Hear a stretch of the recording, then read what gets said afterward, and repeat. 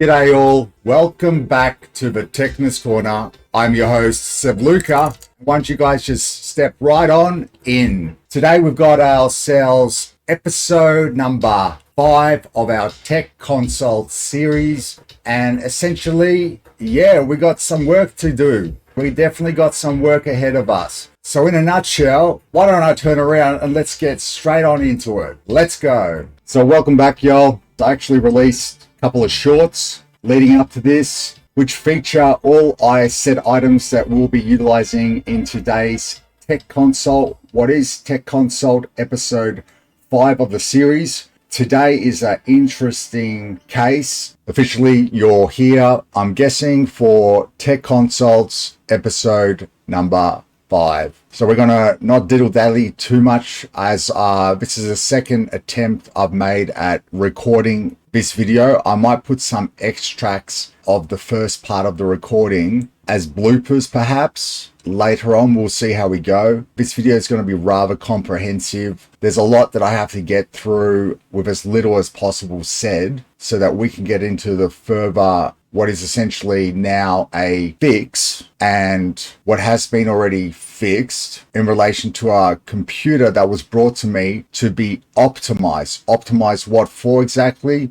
For its use case scenario predominantly, which is the game Warzone, Modern Warfare, and the Warzone equivalent that was released before Modern Warfare just recently was. So I was expecting to be doing that. Unfortunately, the unexpected always seems to occur. And as a result, I was stuck dealing with a computer that would not even boot in to the system. Okay, regarding our Tech Consult, well, let's show you guys what we're talking about, eh? So over yonder, over my left shoulder, our objection today is pretty much for the gentleman that's brought this and given us the privilege of working on this machine. It was meant to be an optimization / Tech Consult legit styles. We are aiming for frames, and more frames in relation to what it can be achieved, specifically more so in relation to Warzone. To overclock, we're replacing a debatable 850 watt power supply with a 1000 watt power supply, which would give it ample room. So we've got ourselves a very lovely Asus ROG Strix 1000 watt power supply, gold standard power supply that shall be placed into the machine, replacing what is, I think, a Corsair HX variant or something like that.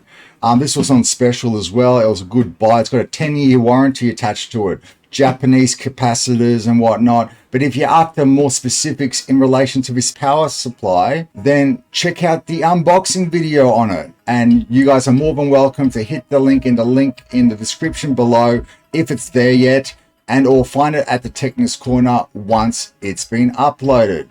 So enough diddle-daddling, people. I don't know what else to say except let's get this set up, let's get this tested, and let's see and assess the current performance and the metrics that we've got to work with, and we'll see if we can improve those in any way, shape or form that's meaningful enough that the gentleman doesn't think I asked him around and wasted his time. So again, my name's Seb Luka. If you like what you're hearing and you're getting ready to get some popcorn and get stuck into it with us at the Techness Corner, it's a community after all. Hit that like button. Don't forget to subscribe if you haven't done so yet. And let's get stuck right on in.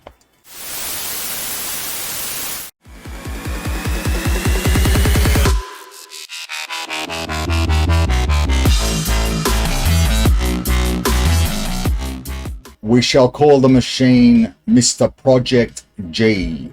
Okay, so Project G today has already got two, I believe, 1 terabyte NVMe drives in there, which are both 980 Pros. Now, unfortunately, people, don't get too ahead of yourselves. I know where I think I was going in relation to where I was going to go in relation to this. What it is that I wanted to do for best optimized performance, and we'll see how it goes pending the operating system makeup and how dirty this gentleman is with Project G currently. It's a fairly fresh operating system, so I believe I won't have to do much with it. I'm going to put it under its paces in stock default as of how it's arrived at the Techness Corner today, so that I can assess whether I've improved the quality and the performance, and or through either performance gains and overclocking, or what we will be doing today, more specifically undervolting and power saving, heat dissipation saving, the way the CPU operates. And we're going to take into account some of its feature set in relation to the 5000 series and the motherboard itself. Hopefully the BIOS is up to par, so we can do this. And we're going to utilize PBO, Precision Boost Overdrive 2, to undervolt the shizness out of this 5950X on Project G, for the ability for the CPU to have a bit more breathing space, because it hasn't got as much voltage, it hasn't got as much heat, and as a result it usually will then rise up, depending on bin quality, 100 200 megahertz on top of an all-core Precision Boost Overdrive number 2 undervolt. Now on top of this, coming back to the 980 Pro, we will probably on a hardware level do a striped or a RAID array, an array in RAID 0 fashion.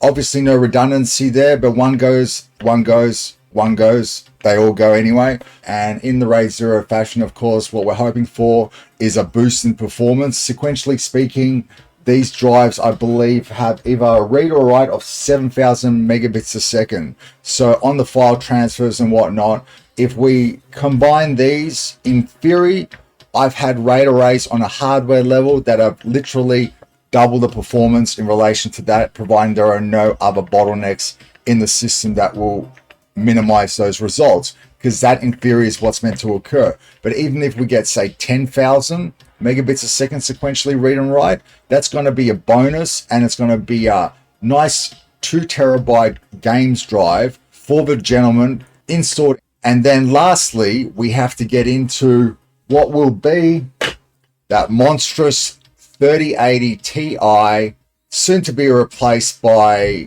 its new older brother or younger brother. But until then, it's a beautiful card. They usually run at around 340 watts from my understanding or so, thereaboutish. We're going to try to drop it to around 300, see how we go, and either bring it back up again or leave it at that with the same performance, cross our fingers, regarding the overclock and the undervolt, or then overclock, because this gentleman on a specifics level in regards to what we're trying to achieve, he does play Warzone, Call of Duty Warzone. It's very specific that he needs the frames to be up there if it can, or nothing, bringing him at least down. Okay, Warzone's notoriously a RAM heavy game from my understanding. I don't play it. I play games like Apex Legends and stuff, but I know enough about it.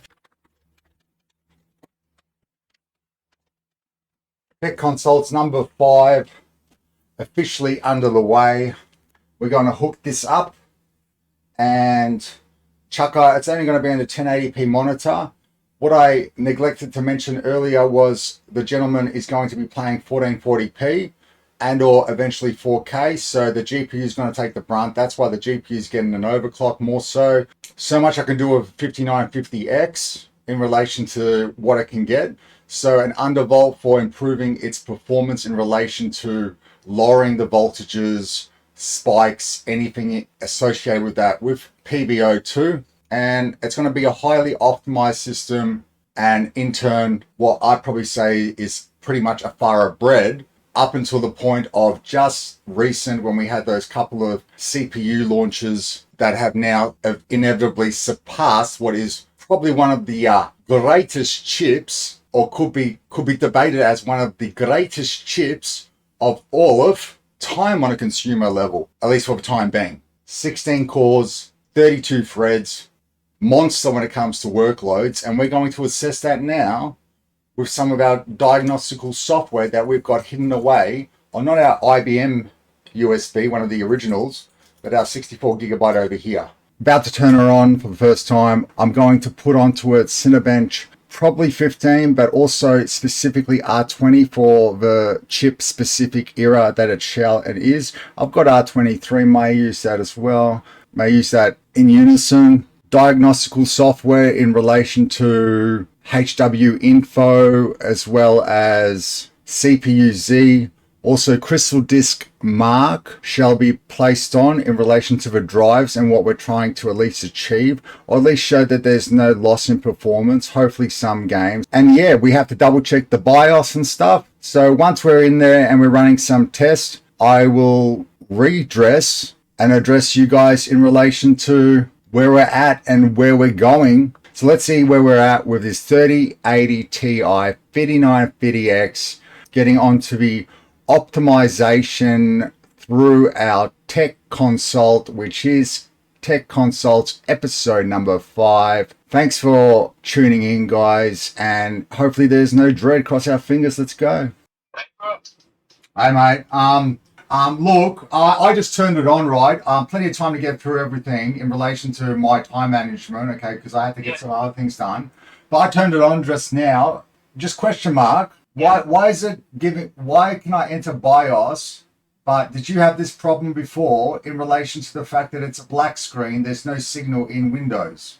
I've got it on camera as well. I've had everything on camera. I can show you, but I'll fix whatever this issue is. I'll work it out for you. But what I'm seeing here, did you have a question mark? Because I sometimes know what's going on in relation to why this might be the case. The last time you played with it before you turned it off, were you playing with MSI Afterburner? Have you got it on the system active? Jim's IT in France and located, and he was the one that installed everything for me, the system. Okay. Look, because the graphics card puts out a signal in the BIOS, right?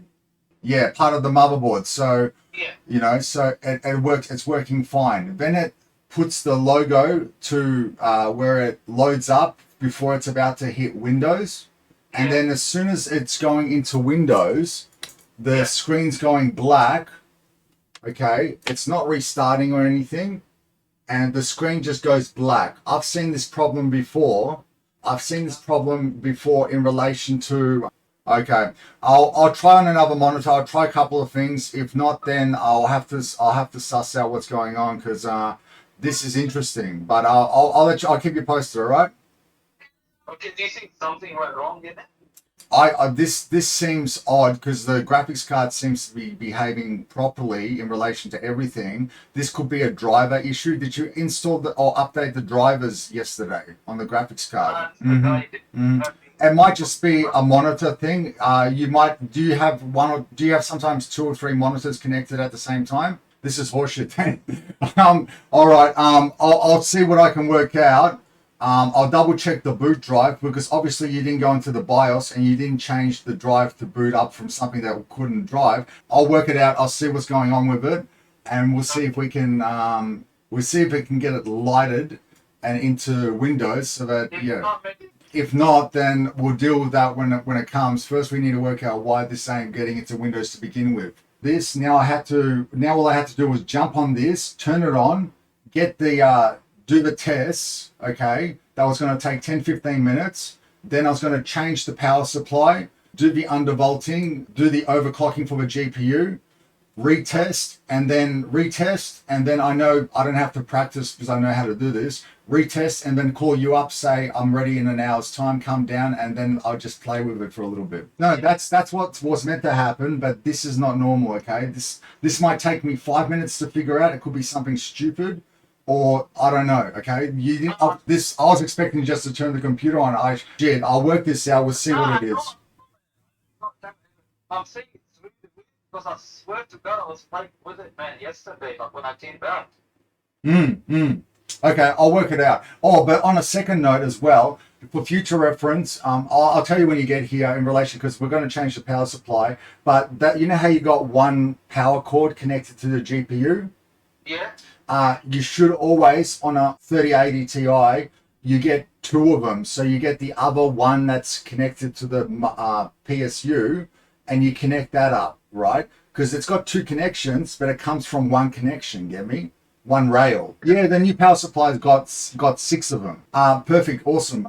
But yeah, in relation to the new power supply, you can have 2 GPUs in your computer if you want. You can power it where you got enough cables for it. But look, let me try work out this. As soon as I work out why this is not turning on, I'll let you know, because once I can get in, I can get the job done. If I can't and there's some problem, I have to let you know, all right? Okay, so we'll talk soon. Yeah, no, I'll let you know instantly if it's a false alarm or something. Okay? We'll talk soon. Thank you. Bye. Bye. Hey, look, question, Windows 10, correct? For Windows 11 after. Oh, you did update? All right. Yeah. Okay, because I was going to say that could have been the problem that occurred, because I'm looking at it and it's I'm going to try to repair the drive in relation to this, see if I can get in, because I want to see what's going on so that I know it doesn't happen again with you. But irrelevant of that, if I can't, then I'm going to have to format the drive like you suggested. Okay. Yeah. I'll try then, and if the graphics card then is not working, it's going to lean me towards hardware issues. Okay, but at the moment, I need to first work out what's going on here. I thought maybe Windows 11 did the automated update itself, because it tries to push Windows 11 on you. But can I be honest with you? Yeah. I'll put on Windows 10 for you, okay? Windows 10 Pro, it's better for Warzone. You'll be able to upgrade later on when you want to, when it's time. But for the time being, every gamer is playing on Windows 10 Pro. No, it's not. I'm not saying it's harder. I'm saying if this doesn't work, no, because I'm going to wipe everything. I'm going to wipe the format and drive. I'm going to install Windows again. If I can't get into the part of installation after Windows, if I can't physically get into Windows itself, okay, the only other thing I could look at was there's a potential undervolt that's occurring where the undervoltage is not allowing for, but you haven't changed anything. You played it the other day. You didn't mess with the BIOS. No one else messed with the BIOS. Exactly. So this leads me towards something else, but we haven't got there yet. I'm just saying this is the methodical process of going through it, okay? So let me do this, and I'll report back again with good news to you, hopefully in about half an hour, okay? Okay, done. Thanks, man. But yeah, I've got a lot of work, but all right, bye. Thanks. Bye. We're initiating a system restore. Luckily, the gentleman had a system restore point we can assess. I've taken it back a couple of weeks, even though he had some newer ones where I think there was an issue that occurred on the 29th. Today is what day? The 30th. Essentially, people, we've got the restore process occurring now. We cannot interrupt it as it's happening. It cannot be undone because it's being done from a bootable USB stick, and or if it's done in safe mode, it cannot be undone as well. There was 2 options, both for today's the 30th, one for the 29th, yesterday at 12 at night, essentially. And I don't know how that point got activated. There was an event in that, and another point a day before, okay, which is the day the gentleman contacted me. So I'm not saying there's anything malicious going on, but in relation to this, it's a bit of a coincidence that, but at the same time, the gentleman's bought a power supply. He's bought another NVMe. He was under the understanding that I would have actually formatted the drive for him, but and it got swayed that way. But honestly, this was meant to be cookie cutter, black and white. I was meant to turn on the machine and assess it in relation to how it is for my own personal sake, for the fact that we've got the Techness Consults episode 5 and I'm being lenient on my services as a result to get the benefit out of bringing content to everyone in our community so that we can see what's going on and how it works in that. And yeah, I'm not going to be able to benchmark this machine before I go to shizness on it. So system restore completed successfully. So we'll restart, and if we can't get into Windows this time, I'm going to start worrying about the fact that it may be a actual hardware fault in relation to potential BIOS corruption on the graphics card itself. There we are. We're getting in now. So we're getting into Windows currently. Files won't be affected, but certain programs will be missing that have been put in there since that time. He may luck out in relation to the fact that I might not catch that he was playing around with MSI Afterburner. I didn't realize what he did. So he was using GPU tweak. This is a messy desk. He's got a lot of things which are starting up on boot currently. And this is from the 19th, the restore point. Today it's the 30th. So this is 11 days ago. So what on earth he did to the machine since then is beyond me. I believe he's still got Call of Duty Modern Warfare. It's updating Steam currently.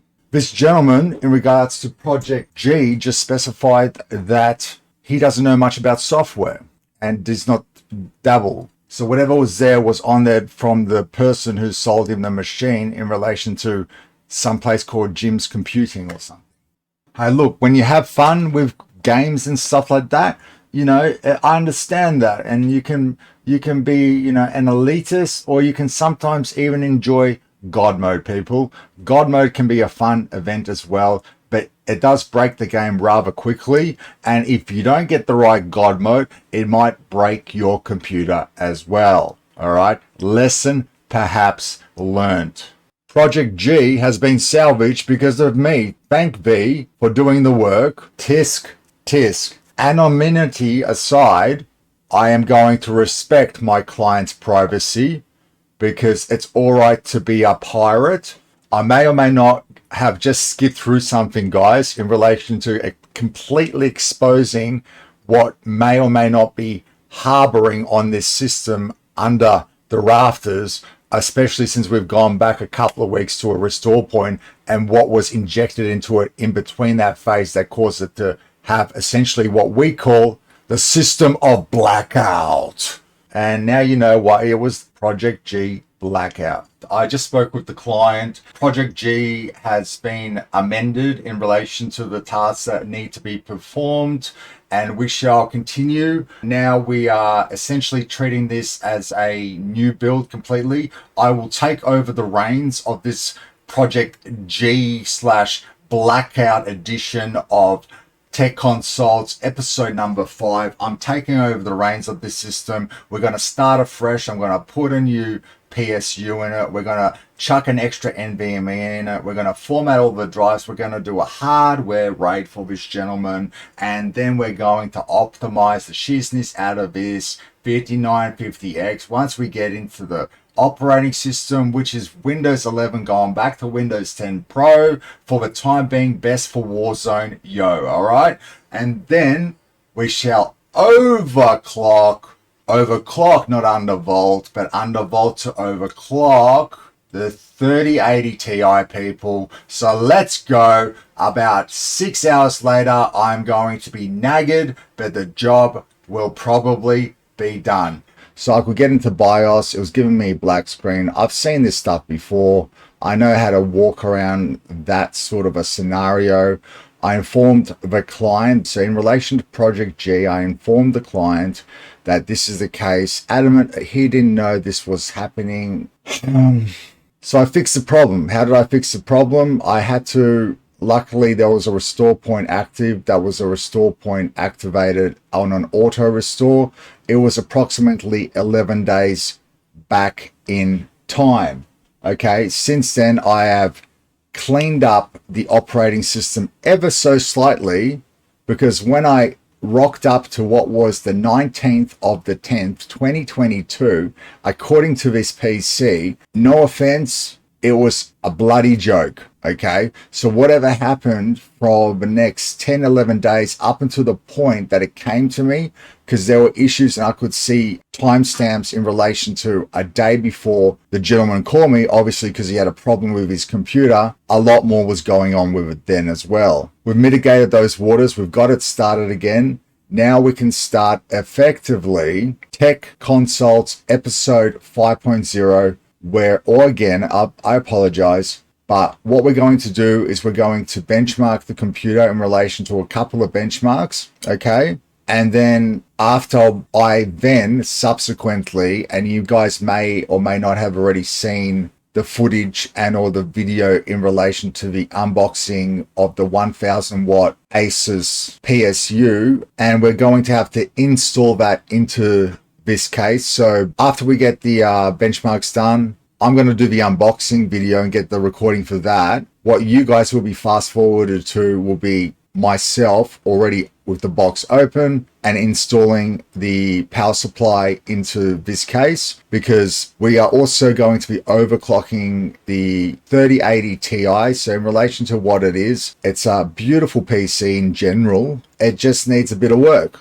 And it's a 3080 Ti coupled with a 5950X from AMD in a beautiful Corsair case. I believe that's the 5000D with the grill front for the full airflow. Awesome 360mm rad, so plenty of leg room to play with where necessary in regards to what we are doing in our optimization.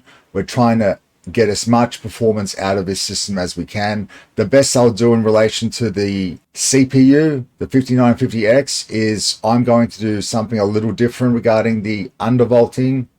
And through the undervolting it'll unlock more leg room for it to automatically boost itself higher with a higher frequency on all cores. And as a result, that'll be in relation to me utilizing what is available for this chip, which is PBO2, Precision Boost Overdrive 2, guys. So I will hopefully be able to show you guys how I go through the process of activating that, at least on the basics, so you guys have an understanding if you're thinking about getting some more performance out of your AMD 5000 chips currently, since all the new ones are dropping and you might have buyer's envy or new product envy. So you can boost that performance while it's there and it's not being utilized, and it may subdue your and all our moods in relation to the new stuff that we may or may not be able to get just yet. Okay, so my name's Seb Luka. If you like what you're hearing, if you like what you're about to hear in relation to the rundown, what's about to occur, please hit that like and or subscribe button. It's very much appreciated, guys. It helps with the algorithm and it helps my psyche continue on and produce this type of content and other type of content for you all. And as a bonus, because of that, if you do that and you sit around and watch per se, you'll also learn about how to do a hardware raid in relation to what we are going to do. I have to clean the system, start afresh. We're rolling back to Windows 10 Professional as well. It's on Windows 11 currently. Client's been addressed and is happy with this. And because of that, for gaming, it's a better option currently as well for Warzone specific. And I will hopefully be able to activate, because I haven't got the manual. The manual's not available on the Asus website. It seems to have disappeared from this earth. So hopefully from memory and treading some water, I'll be able to activate the hardware RAID profile in regards to two 1 terabyte NVMe's. And it will be done through the BIOS on a hardware RAID specific. And there we should at least gain some performance as well in relation to what are Gen 4 980 Pro Samsung drives. And they should work well. Their standard, I believe, either read or write is 7,000 megabits a second. And this is running on Gen 4, everything specific on an X570E Asus ROG Strix version 2 motherboard. So it's version 2. It's got the passive cooler rather than the fan. That's great. That's tops. Excellent. Everything should line up hopefully for us. So wish us luck again and enjoy the DCMA approved music in the meantime as we get cracking and then come back.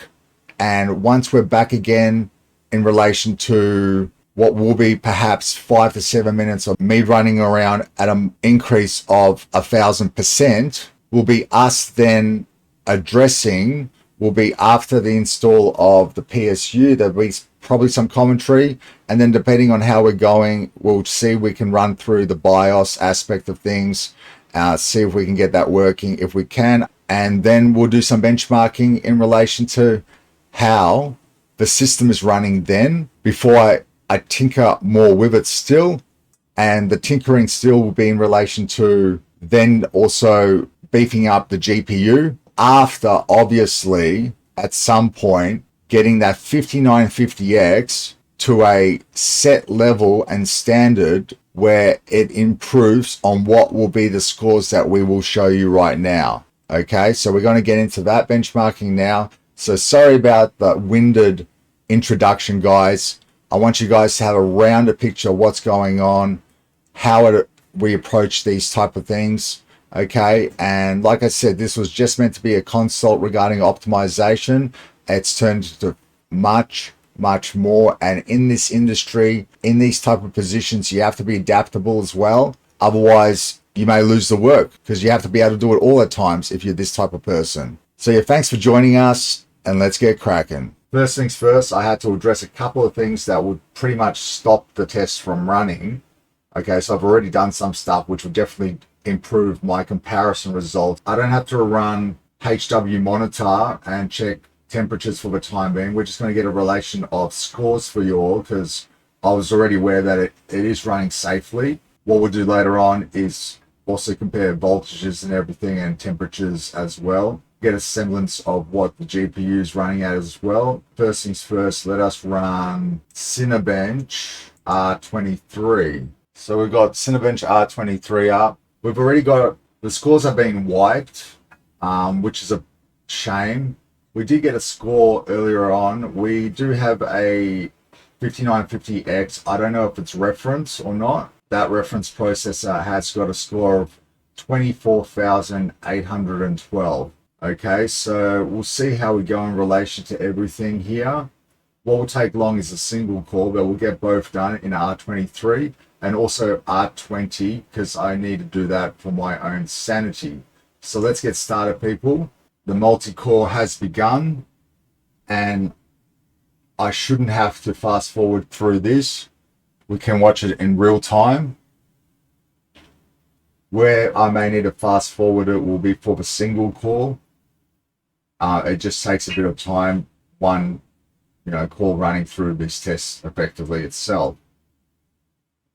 I expect we'll be rather high, but where we'll land we'll find out now. Okay, so we got 26,551 in Cinebench R23. About 28,000 is 13th gen Raptor Lake. So we're going to see if we can optimize this a lot more and see how we can improve on the all core here. At the very least, we will probably drop temperatures and the amount of power the CPU is consuming in relation to achieving these scores. And or, because currently in the BIOS, I've realized it's being tinkered with and not set correctly as well, or very poorly done. I know an attempt at undervolting has already been made, from my understanding. What I will do is I'll actually give it a bit more freedom where it will be able to be juiced up a little bit, but on that equilibrium level where it won't be harming the CPU, but it will actually be running and producing much more robust scores than it is currently, even though currently that is a solid score to begin with, guys. So let's put it into single mode and we'll run through that test. I'll fast forward through it and we'll see what we get in relation to that and the MP ratio as well.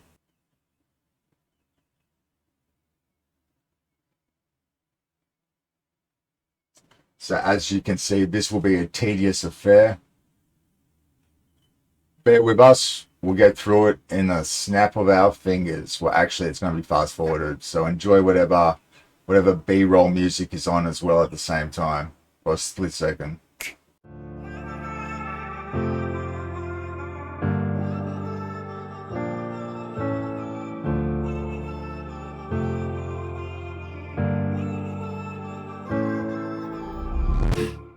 I've got a feeling that what I will take is that CPU on those single threads in relation to how they will interact with Warzone to a much better standard where there will be considerable increases in FPS as well. Now, on a side note, people, the gentleman plays in what is essentially 1440p and 4K and above. So the brunt of the work gets done by the GPU. That's why the GPU in this case is going to be juiced up. We will try to first lower the voltages and the watts in relation to the power it's required to run it before we then try to mimic at that lower level the strength of what it was running at on default and or stock. And then depending on how that is, we may then have leg room to push it back up to the same amount of power it was running on stock, which is, I think, for 3080 Ti approximately 340 watts, if not more. We will verify that in a second's time, where we shall be running the Heaven benchmark, which puts a decent toll on the GPU. I just want to see how it's behaving and that before we play with it completely. We won't be breaking it, but I want to make sure that it's not associated with me any breakage if it already is broken, for example.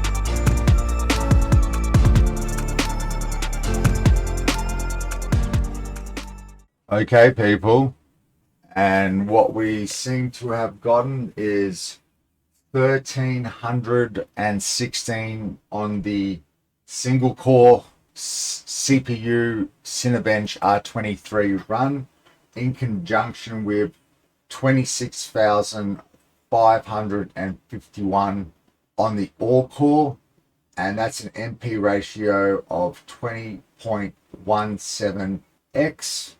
So in relation to bettering this and or getting similar results with much more optimized of a system. Let us see, hopefully Heaven benchmark is working currently as well. Why the resolution 16:9 is beyond me. That's going to give it a shithouse result. Go into display settings. Because I noticed that this had Heaven on it, but for some reason the version is going to showcase results which I will not be able to compete with the proper version, which will be at least running in 1980, and or if we use the 4K monitor in 4K. So let's get some software onto this, ready to roll, which will be wiped fairly quickly, but it'll be the same software I put on after the operating system is reverted back to Windows 10 as well and reinstalled.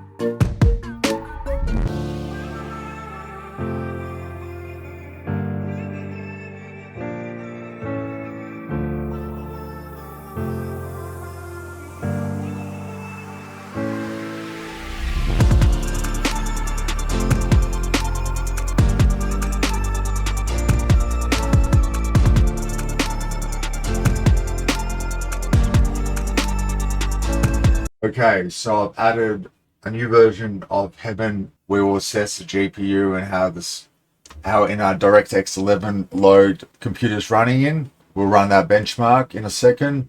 Also, again, Cinebench R15 as well as a tool that is just a basic comparison on a quicker variant with Cinebench R15 and OpenGL run in relation to the graphics card as well. And Crystal Disk Mark, we're going to check the current drives and how they're operating on the whole, and how we're going to fix that later on in relation to our hardware striped RAID array or RAID 0 that we're going to perform.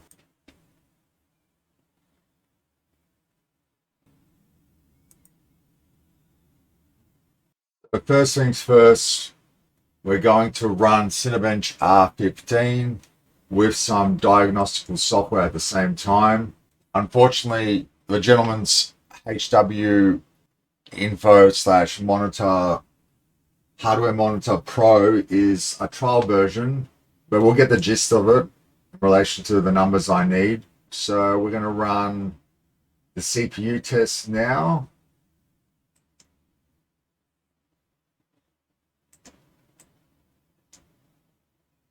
See how it goes. So it's fairly quick. And we've got a score.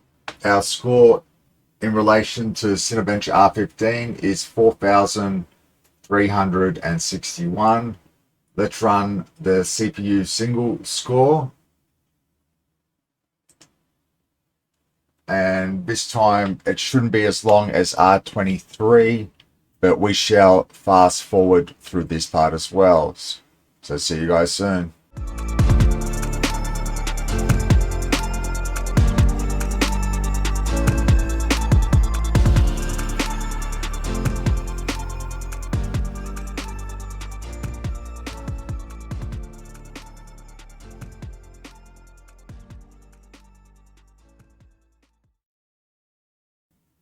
In line with what we have here, and then at the end as well, after the optimizations have occurred, to see where we get better results, where we maybe don't get results and have to revert back even, and or it's done. So here we got for the single core 216. So we got a CPU all core of 4361, single core 216, and that's an MP ratio of 20.16x. Now we're going to run an OpenGL run in relation to how the GPU is behaving currently and all the CPU in unison. It generally gives me a guide as to what to expect in relation to other results because it can scale accordingly. It doesn't put much of a hit on current gen hardware, these OpenGL runs from R15, but I still like to do them for my own sanity at times. So clockwise, we just hit 1755 on the boost. Now we're at 1605 megahertz. We spiked to 1755. It's running about 1600 megahertz, dropping. GPU's hitting about, max has hit about 60% of its utilization, 22% utilization currently in this run. It seems like it's already being done by, I don't know how their scores here in relation to this already, but it seems like it's got a 99.62. We're going to see what we get now. I expect higher. I definitely expect higher. And we do get higher. Okay. So what we got was 175.94. So that's in line. 3080 in that.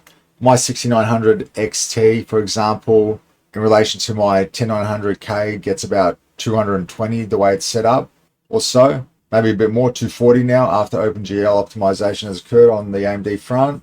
My 2070 on the other hand gets about 196. So definitely I could expect this could go up at some stage as well once I finish tinkering with this GPU also. So now what we'll do is we'll run Crystal Disk Mark. There are two drives specific I want to get the performance from, both 980 Pro Samsung NVMe's Gen 4s, the boot drive, as well as the drive that's got the current gamage on it. I'm going to test both of these and run through the default settings so that it always gives me the same results in relation to always opting on default. You know, it's always the same. If you start tinkering, you never get the same results, and it's an inconsistent way of benchmarking as well. So you want to make sure that you're always doing the same stuff, guys, obviously. So this is C drive. There's a D drive as well. Both, one's at 9% capacity, the other one's at 32% capacity. Let's do the C drive first.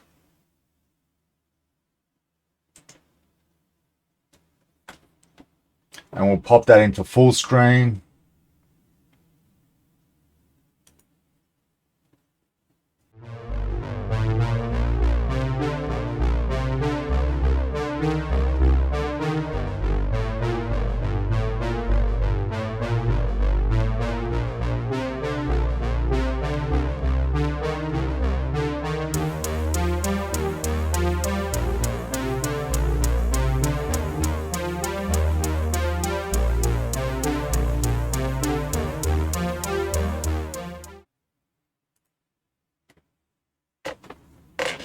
So as we're working through it, guys, look, sequentially, of course, these drives should be hitting about 7,000 megabits a second sequentially on the reads. It's already, this boot drive's already running at 6,700.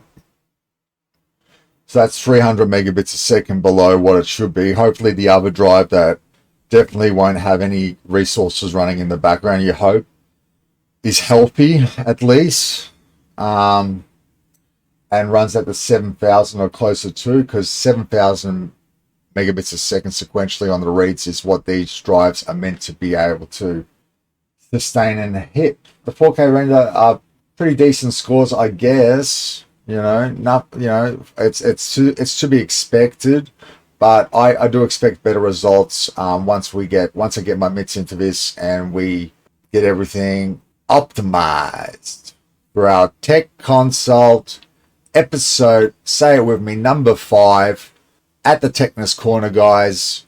Let's get into the next benchmark, the next drive that we are going to assess, and let's press forward then to Heaven benchmark.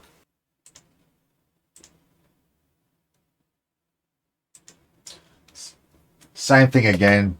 So other drive, same parameters on default, gives me the results that I can consistently assess. Now, just on a side note,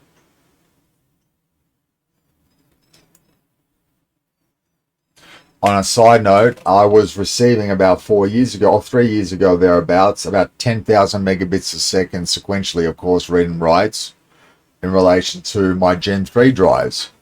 So how was I doing that? The same way I'm trying to set up these Gen 4 drives for the gentleman on what is we call Project G.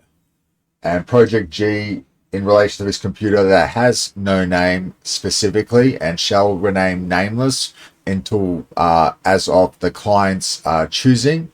So I'm not going to name his pride and joy if it is the case or not.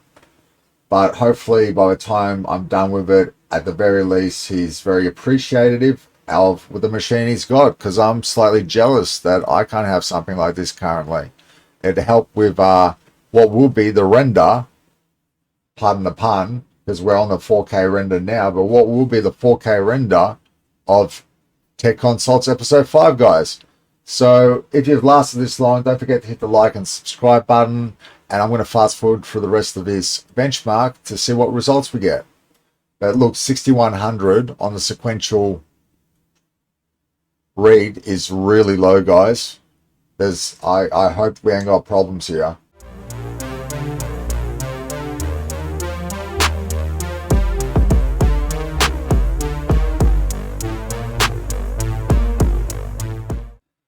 So these drives essentially shall be formatted per se and cleared and wiped and or purged, whatever you want to call it. We'll close that. Let's get our Heaven benchmark up. So I'm going to view, clear min-max, the results here. Go down to in relation to see how the GPU will be performing. It's already running at 100% utilization. We're going to go into settings here. We're going to change settings to 1920 by 1080. We're going to full screen it. Everything else we'll leave as is. Y8 anti-aliasing. Full screen. Okay. And we are ready to run the benchmark. So the benchmark is running at 1080p. So currently, let's put it into full screen or a better view for you all. Currently, if you can see the top right side there, it's the GPU is running at 67 degrees, okay? So, it's already getting toasty. This is only a DirectX 11. It's running 260 frames per second or thereabouts. A minimum we've hit already of 33.7, max of 381.9. We're at scene 5 of 26 and 26 scenes to get through. We shall get through. We've got another 20 odd scenes remaining, people. And at the end, it'll give us a number which is at 100%. Again, now the temperature is rising with saturation of the heat sinks. We probably get to 72 or so. It's the morning. It's it's morning, it's 6 o'clock in the morning, people. So if this was a hot ass day and this was a hot ass environment, this GPU will be cooking already. I'll tell you that much. So we're going to have to, on top of customizing it, overclocking it, we're going to have to put a custom fan profile on it. So it's an assertive cooling fan profile, meaning it'll cool before it gets hot rather than get hot and then start cooling. We are coming at scene 14 of 26 currently, 70 degrees. It's definitely performing. That's 70 degrees, not on the hot spot of the GPU, guys. The hot spot on this GPU will probably be about 82, 85 degrees. When it comes to an NVIDIA 3000 series card, if the hot spot on the NVIDIA cards reaches 95 or above, that's bad. 105 or above on AMD cards from the 6000 era is when it's bad. So there's a 10% difference between the hotspots. NVIDIA are a little less forgiving in relation to that than the AMD cards. It's something to be vigilant of. And generally the hotspot will be about 10 to 15 degrees higher than your standard temperature, which, like I said, we are now, well, we just dropped to 68 degrees. So that's nice. It's mitigating itself. It's going to hold that sort of line, I think, in relation to this as we come nearing the end of what is heaven benchmark, people. You may have seen Jace 2 Cents doing this in the past.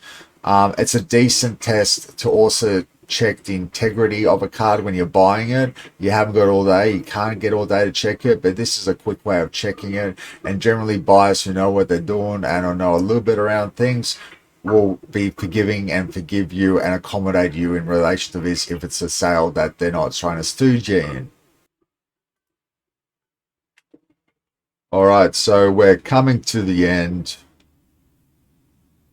There's the night scene. I like this part. It's very, the ambience is brilliant. Night to day, that's how it is. And whoop, there it is. Whoop, there it is. A Unigine Heaven benchmark 4.0 FPS 281.9. Score 7101. Minimum frame rates 33.7. Maximum frame rates 589.9 at, what is the mode? And the mode says 16:9. I try to put it into 1080p. We can see that for some reason it didn't take that. So I don't understand what's going on. It went to full screen at 16:9, guys. Maybe I had to restart it to get those results.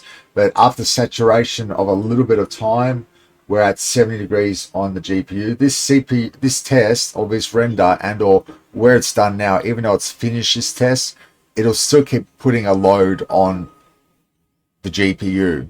So when you get something and you get it and secondhand, put it and just leave it running for half an hour like this, come back to it, see everything is fine before you push it further still with actual, DirectX 12 games and whatnot, because this is based on DirectX 11. So there's the full screen so that we get a cleaner image on the results. And yeah, let's move on, people. 100% utilization, obviously. Fans were running at upwards of 2500 RPM.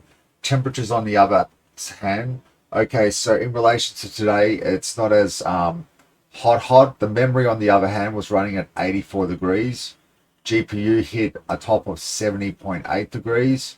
And the hotspot has been recorded that currently sitting at 50 degrees was recorded at 77.7 degrees. So a little, not as aggressive as I was thinking it may be, but that does climb and grow substantially. With every degree, ambient temperature in the room goes up. Generally, your components will go up 0.95 degrees as well. So if this room was 10, 15, 20 degrees hotter, then we'd see that. And also the ratio will climb as it gets hotter. It will go even hotter still. Okay, so I'm going to shut that down. Unfortunately, I couldn't get the power draw because that what the gentleman had on there was the trial period, but we'll definitely get those power draws in relation to the pro version that I have available. that's also fully licensed, and that's a good thing considering we're going to be using it on potentially what might be a video that may, I don't know, get some views on it hopefully. But before we do any of that, before we get into the RAID arrays, before we get into the optimizations after the reinstall and whatnot, we've got to pull this computer apart pretty much to the bare bones, fix what is a problem with the positioning of the radiator or the AIO, as well as install this beautiful ROG Strix 1000 watt power supply. So enjoy the DCMA approved music in relation to this part of Tech Consults episode 5.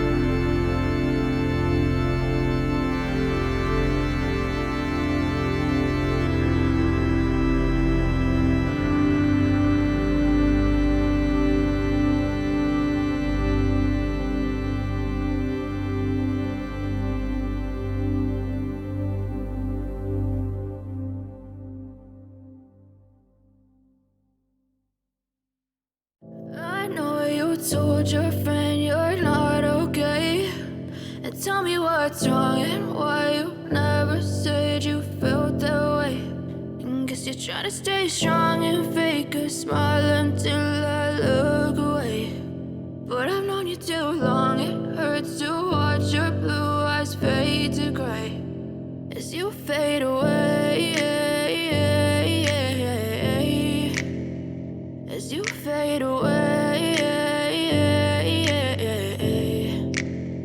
Yeah, I'm about to fade away, cause every time I wake up I feel like it's Monday. Something's going wrong with all the chemicals up in my brain. All of a sudden I don't look at anything the same way. Gotta build up of my thoughts sitting in an ashtray. I'm sorry that I'm so inconvenient, okay. Just let me be me and I'll stay out of your way. I can see the way you look at me, I'm such a disgrace. I never really asked to be brought into this place. You wanna love me? Well then baby, I have a taste. All the highs and the lows, no you'll never be the same. I don't really wanna hurt you, but I can't control the pain. If you're sticking by my side, maybe we could be okay. Okay, maybe you could be the change I need today. I promise that I've never felt this way. I really hope that you will choose to stay through all the pain. I know you told your friend you're not okay, and tell me what's wrong and why you never said you felt that way.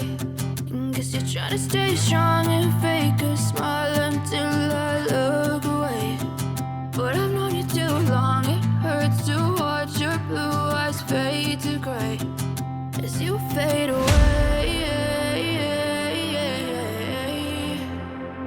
As you fade away. As you fade away. As you fade away.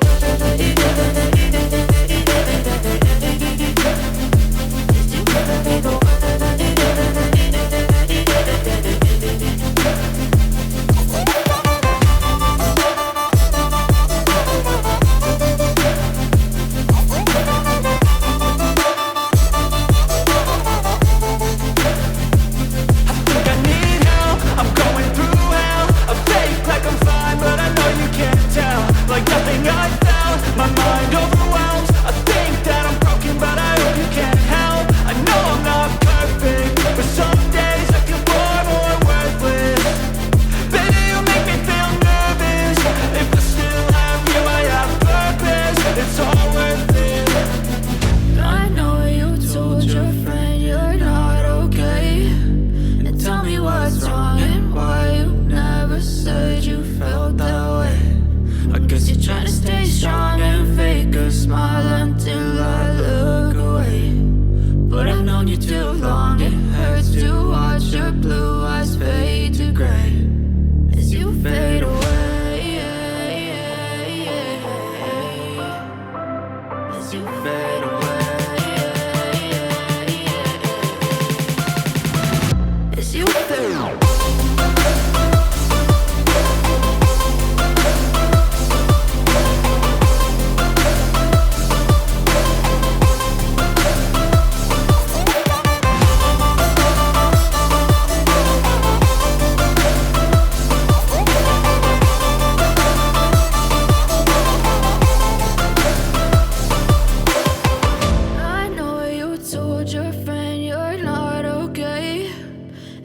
What's wrong and why you never said you felt that way. And guess you're trying to stay strong and fake a smile until I look away. But I've known you too long, it hurts to watch your blue eyes fade to gray.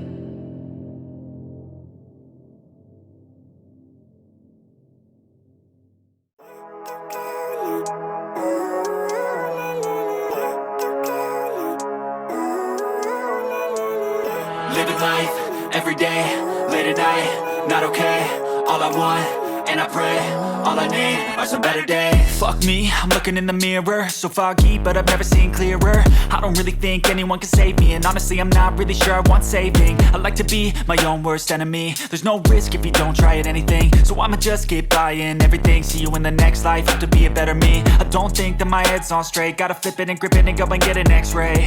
What's wrong with me? I just feel weight pushing on my chest and it squeezes till I suffocate. Better change my mindset, meditate. It's pretty cool that I'm alive and have better days. I could walk, see, hear, I should celebrate. Think I could change my mind, maybe elevate. Living life, every day, late at night, not okay. All I want, and I pray, all I need are some better days.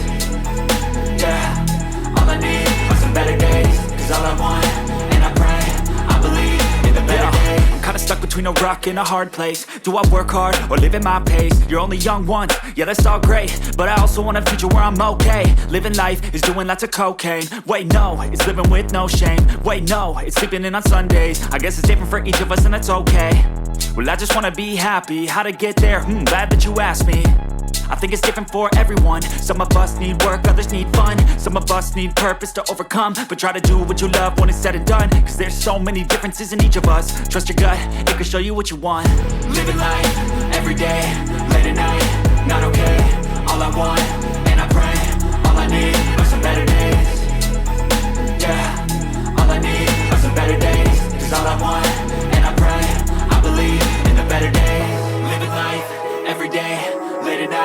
not okay. All I want, and I pray, all I need are some better days. Yeah, all I need are some better days. Cause all I want, and I pray, I believe in the better days. Alrighty, I'd like to have a coffee, frankly, but we're not going to get a chance because it's getting real close to Holmes's times for this system. Unfortunately, major issue. The RAID array, at least although there is a chance on the hardware level, on the X570E Wi-Fi 2 AMD motherboard with the 5950X, there's a chance we might be able to get that done on the hardware level and induce a RAID 0, which, providing I execute the right way of doing it, it won't just be a combination of both drives for the boot.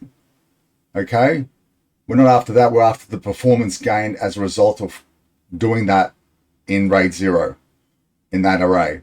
So cross our fingers I do this correctly. I'm going from knowledge and memory on how it could potentially be done. Never done on X570, never done on this board. By the way, the manual didn't come here with me.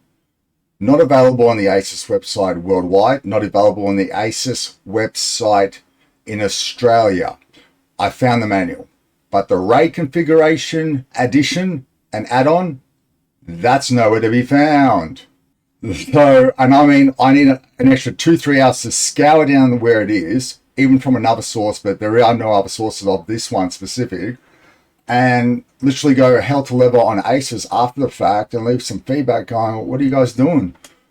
So I'm going to cross my fingers I can mitigate those waters and get that done. Otherwise, that's going to be up. But on top of that, I still need to sort out the CPU in the BIOS and the graphics card. I'll need about half an hour on the graphics card.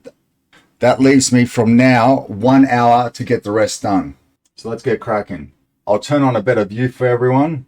And unfortunately, you're going to hear me with the conclusion and all the customer assessing the PC once they arrive on that late.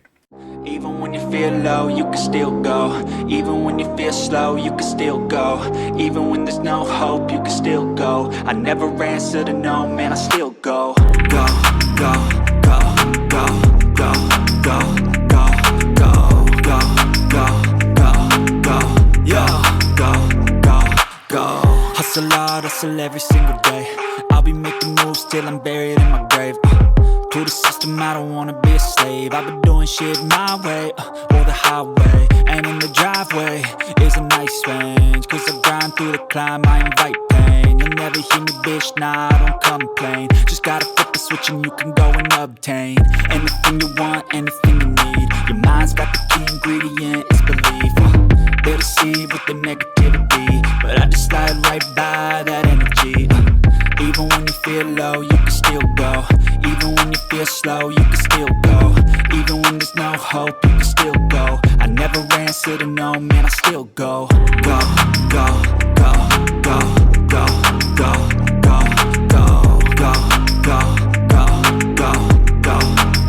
go, go, go, go. You got a mind, but even that could change. You could flip the gray matter like some batter in your brain. That's why they say, fake it till you make it A. And if you play that game, then you just might make a change. Rearrange all the bad to okay. Take the worst thoughts saying, turn them to a game. Take the best thoughts saying, put them on display. On repeat in your brain till you're feeling no more pain. Never slow yourself down, you can do some more. Push past all the pain and you'll find a door. Open it up and finally explore everything that you thought you could never do before. And even when you feel low, you can still go. Even when you feel slow, you can still go. Even when there's no hope, you can still go. I never answer to no, man, I still go. Go, go, go. Plus, I think that this is done. If this is done, this is like a bonus for him that is insanely awesome. For me to be able to pull this out of my ass is pretty miraculous, considering no book was available and all reading material.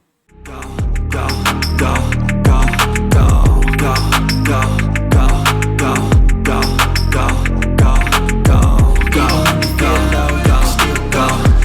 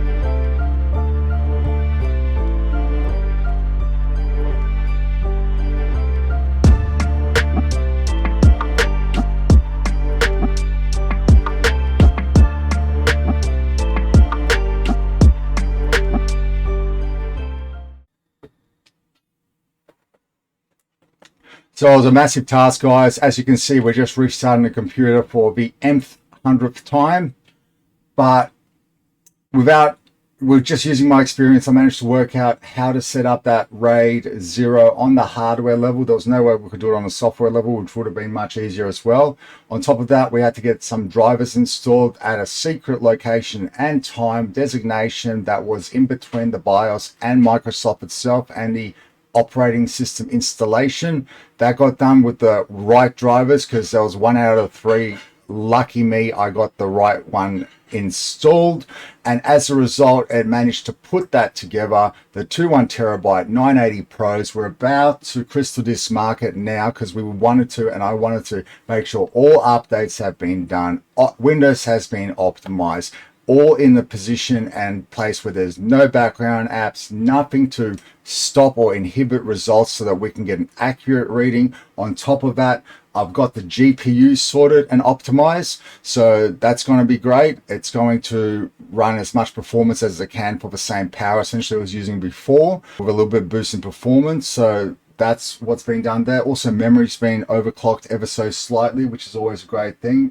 Not excessively, but because of my mining knowledge, I know how to overclock memory as well to the shizniz, and I did about 25% all day overclock on the memory of where I would normally take it if I wasn't mining or something, you know what I mean? So very simple on that bar. I knew exactly where to go in regards to this graphics card, and it's going to hold it, and it has. Okay, so we're going to run some tests. We're going to run Heaven now. We'll get a comparison from earlier. We're going to run Crystal Disk Mark, and then essentially we're going to run Cinebench R15, Cinebench R20, Cinebench R23.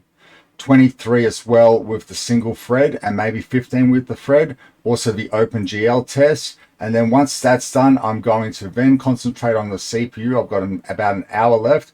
Concentrate on that CPU and hopefully be in a position where I can replicate those tests a third time with the bonuses essentially done. So this is after half the optimizations, and then the next set of goes and runs should finalize and also have everything stable in relation to giving it off to the gentleman. Unfortunately, I've got about an hour and 20 minutes, hour and a half left before pickup of this device. So, and there's just not enough time. And I'm doing my best because I don't want to give it to him halfway through an undervolt overclock on the CPU. It'd just be idiotic, you know, but he was already here just now. So that's terrible. But anyway, with that being said, let us do a Crystal Disk Mark test. I'll just see everything's running there. So again, just installed as is. And as we go through these tests, I'll pop it on full screen so that I can behave like a goose and scratch myself in places where the sun don't shine. And if I talk, I talk. Otherwise, if there's a lot of tests, I will stagnate at the end of the results while I fast forward through everything in general in relation to getting them, so that your time here is spent effectively as well at the Techness Corner, guys. So thanks, and if you like what you're seeing or interested in more of it, please hit the like and or subscribe button, and I greatly appreciate it.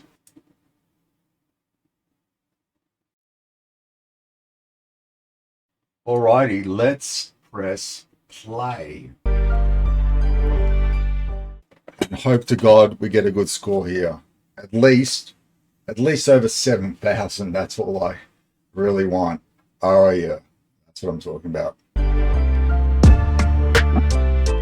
Oh yeah, that's what I'm talking about.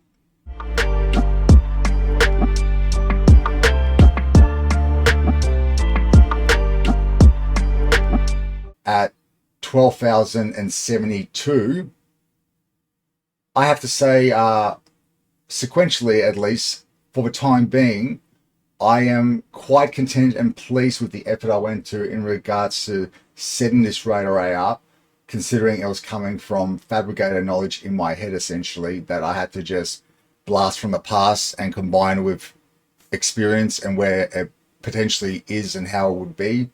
And we got there, guys. We got there.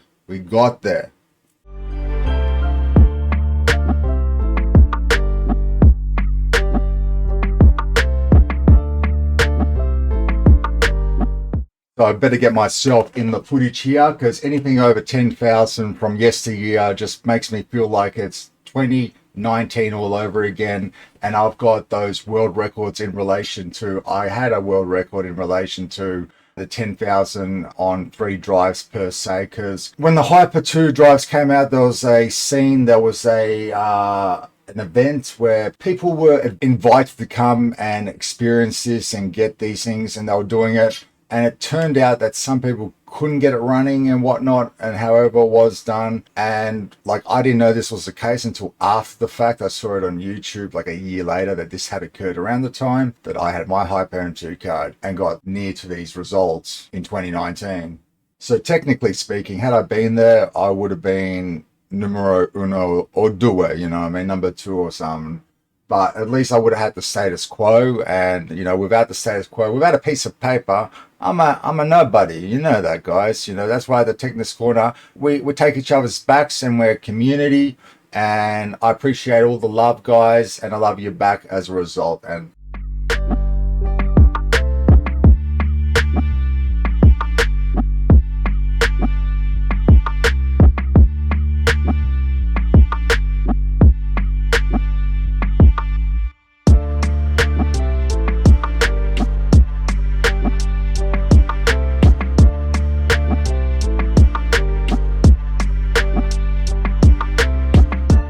Cinebench R15 we shall start with. Just get it warmed up on that CPU test.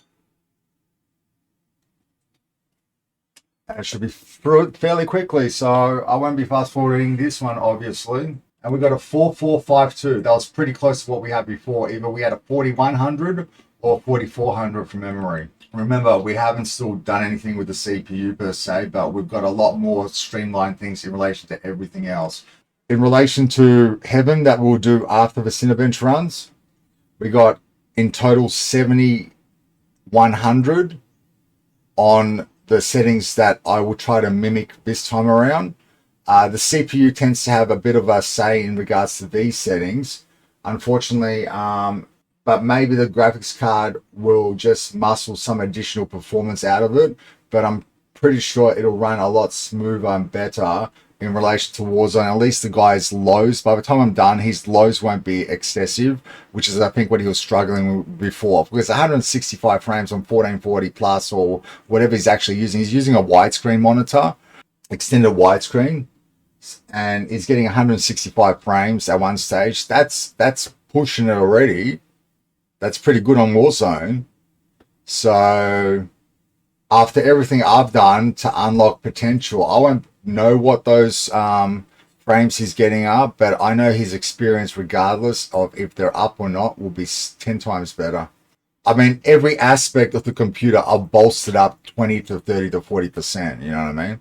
50% better in some cases, like the drive's sequential read and write speeds now. So from where the CPU is currently under, it's on 4 gigahertz at around just over 1 volt sort of thing on all cores. That's great. I could start from there and I could just increase the frequency until it clips and then increase voltage, because I'll happily put upwards of 1.3 volts, and then providing it stays in line in temperatures, I'll keep increasing that core clock frequency on all cores. But instead, what I will do is probably try Position Boost Overdrive 2 first, because it's a quicker way of doing it if you were starting from scratch, and should yield some decent results. Speaking of results, let's have a closer look at what we got here. We got 219 on the single core. I wasn't expecting miracles because it is running on the locked 4 gigahertz.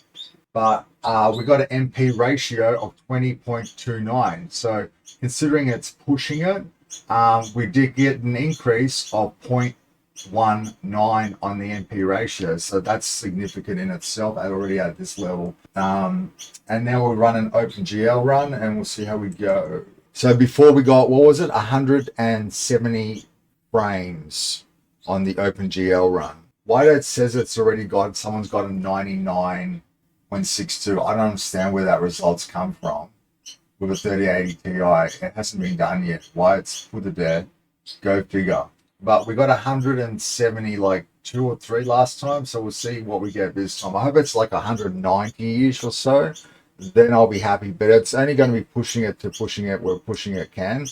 And we already got the NVIDIA drivers in relation to this. And yeah, so what's been tweaked in OpenGL, just like AMD had tweaked recently regarding their 6000 series, may already be performance on it. And no, I lie, we got another 10 frames on the OpenGL, so that's significant. 183.05 frames, so great success again on the basic.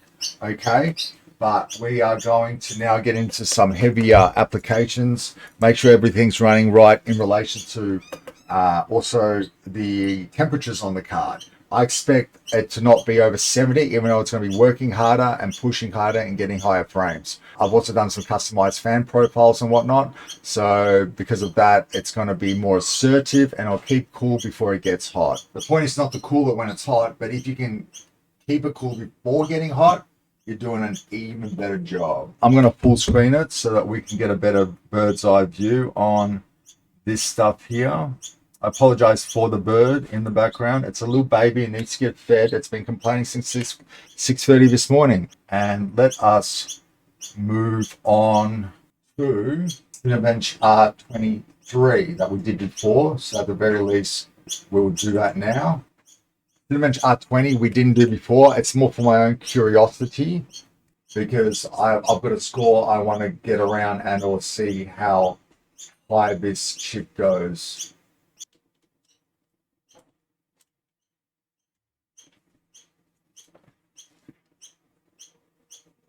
I don't hear the fans ramp up pertaining to load and whatnot, which is interesting. I might have to have a look at, if I've got time, seeing I can tweak those fans under load, stress and whatnot. Just to work a little bit more assertively is my goal regarding this stuff. Alright, so we finished through there, and we've got a higher score again than last time. Last time, I believe we got 26,000 and around the 300 or 400 mark.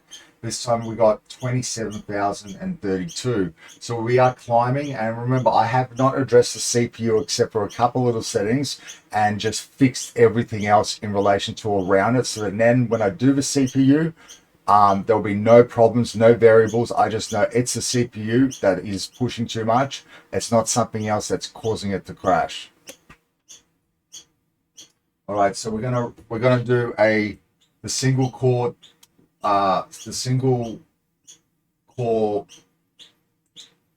test, which won't yield any higher results than before, but because of the increase on the multi-core, our MP ratio from before, which was around 17 point something, should definitely increase, even though the single core, if anything, will be only about 0.01% better if it is.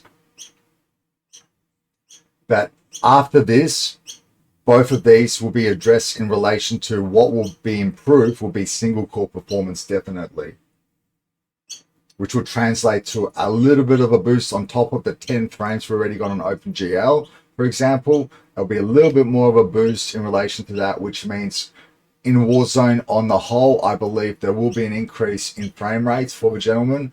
If it's 10 frames there, maybe 5, 6 there. Now, by the time I'm done, maybe there'll be about 10, 15 frames in Warzone. There'll be an increase from the same parameters that the gentleman will be playing from before. And that's great at the level that he was already achieving. Because, yeah, like, he doesn't understand that all these players who are getting these high frame rates are doing it at 1080p. All right, so as you can hear, I'm going to put you guys on mute for a little bit because I don't want to have to edit out every one of these cries from the Feather Master over there, the little birdie. The mighty couch in Cinebench R23. It's always a stickler, literally, like watching grass grow. Although, on a side note, folk, if you're hearing this, here's a couple bit more 2 cents or 2 pennies worth. When these tests on the single thread run later on, if I get enough time to get the CPU done proper, they'll be about 20-30% faster at the very least. And we are at 27,000, 3,000 below the top there. If I get my mitts into it and we take it up to 4.2 at least on all core, we're going to hit over 30,000. It'll be the top echelon on the Cinebench R23, and 30,000 in relation to a Raptor Lake, a 7950X, 12900K. It's going to be pretty special if you guys are aware of what they actually achieve. Coming to the end of it now, guys. Nothing to shy away from here, but nothing special that's going to come up because the CPU is locked quite low. And we got a 1330, so it's still higher than before, because before I believe we got a 1313 or something. About 20 clicks higher. And again, our MP ratio, we got 20.1 before. This time we got a 20 point, no, sorry, last time we got 17 point something. So this time we got a 20.33x. And that's because our multi-core especially was up approximately 600 points at the very least. So, and a little bit on, we got about 15, 20 points on the single. And now we're going to work the CPU as well. After one more test, which is heaven in relation to the GPU and the CPU current. Now, I will be running the diagnostical software in the background. So system, so this version of my one obviously, no problemos here. So we'll find out, and I'll cross-reference, and if it holds in the 1920, then we'll do a 16:9 to be more accurate. But we'll see how we go on 1920 if it is in fact 1920 currently. But in relation to the running commentary of what is Heaven Benchmark 4.0, we are through the scene of number 5 currently of 26, and as the story goes, we're hitting around 234 frames at the moment. 45 seconds in, the minimum we've hit is already one less than before, so we at the 32.2. Around this time before we were about the 33, so that's odd. Our maximum on the other hand, 365.1 currently. Now regarding heat, we're climbing. It's already about 5-6 degrees hotter than it was this morning. I did this test at approximately 6:30 this morning. It's definitely about 5 to 8 degrees higher, if not 10 degrees higher in this room currently than it was then. With that in mind, we are teetering on 68, 69 degrees, where before we were on approximately 70 with a cooler environment. Okay, so it's holding quite well. Our graphics boost, we've hit 2130. Our memory is just over the 10,000 mark at 10,002 megahertz. And we're not going over 70 yet. I'm sure we've hit it somewhere on the diagnostical software. It's probably hit 70 or 72. But in relation to this and how it's being portrayed here, we're on 69. And if it drops to 68 again, 67, it did. That tells me that through saturation, as it starts to occur, the fan profile is excessive enough to deal with it, as opposed to what it was on stock. Okay, I can see about 5, 6, 8 degrees firmly an improvement in this card based upon parameters in the environment currently, as opposed to before. So that's a good thing as well.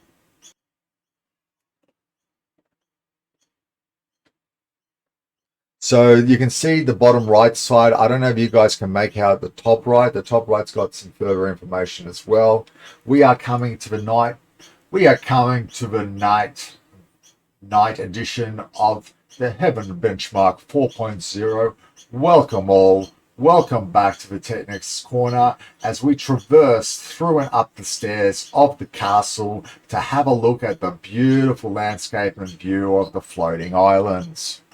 At scene 21 of 26, there is not much further left in this rendition of what is Heaven Benchmark 4.0 at the Techness Corner during our Tech Consult series, episode number 5, in relation to a 3080 Ti coupled with a 5950X. Everything has been shiznessed off its should I say titties, I apologize ladies, and juiced up, except for the fact that the CPU is yet to be addressed, and that's the last parameter and puzzle of this mix.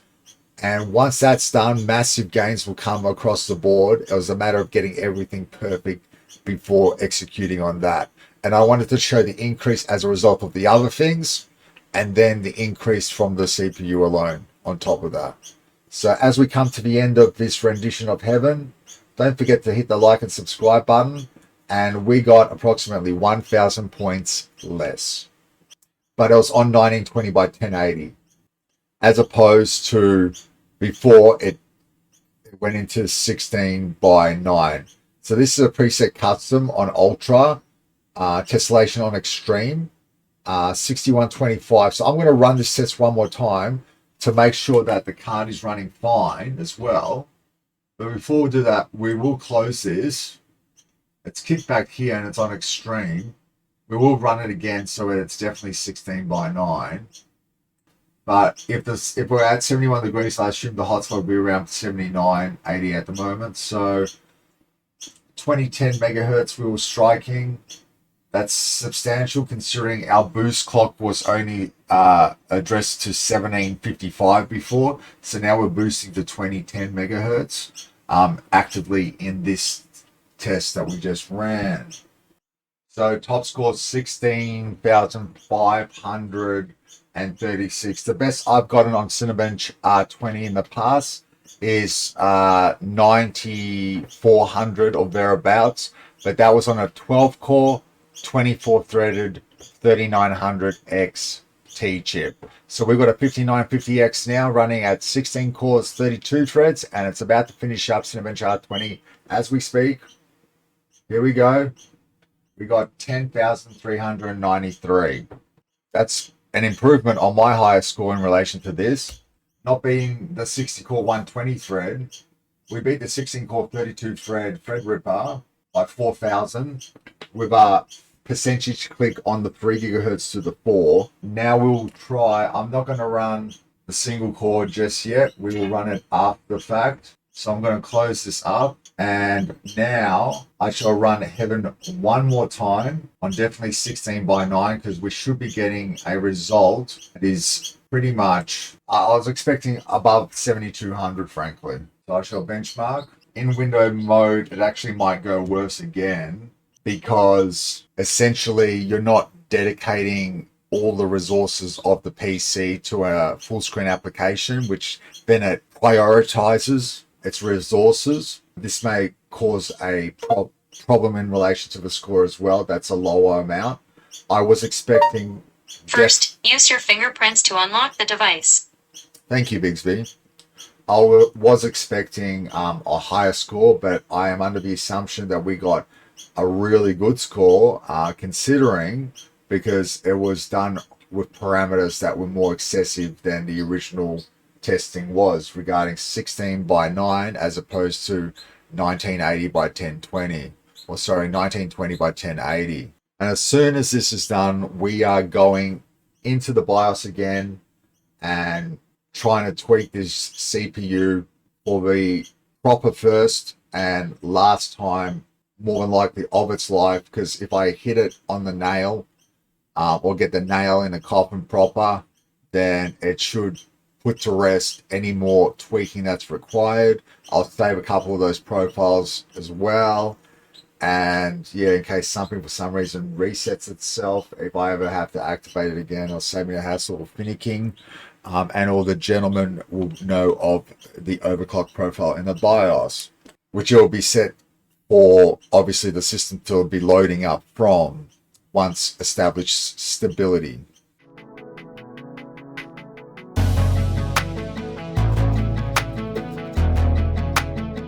So we're at 71 degrees. After the brunt and the excessive use that's being pushed on it, it's like running a game, Heaven is. The fact that it's hotter, it's late afternoon rather than early morning. I'm very happy that there's about 1.5 difference, if not 1 degree difference in relation to before on the up, on the positive, which means at that, yeah, I expect 5-6 degrees less in general on the whole. If we get the same score, that means we've improved it and optimized it and it's using less power, blah, blah, blah, getting the same performance.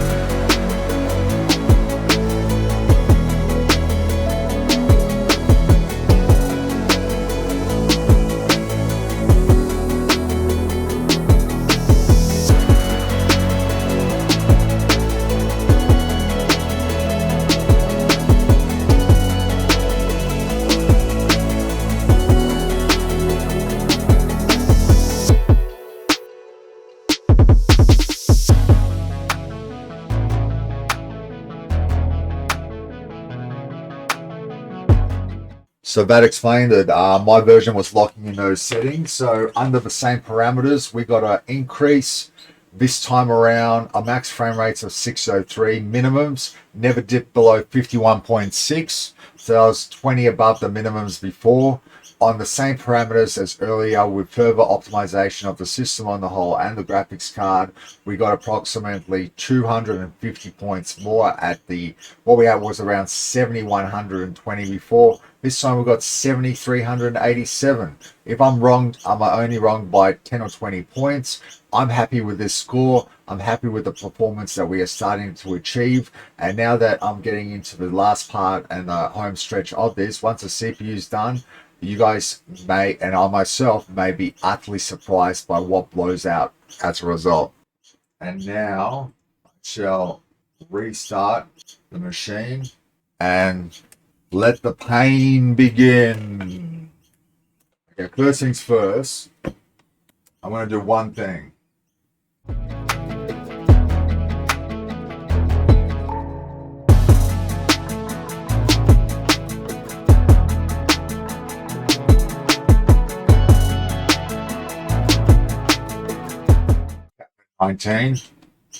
About 19 should be the go.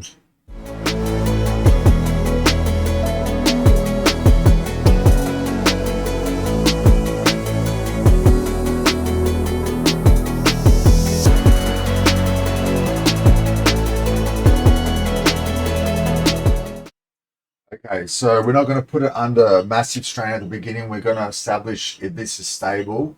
So I'm just going to run Cinebench R15 real quickly.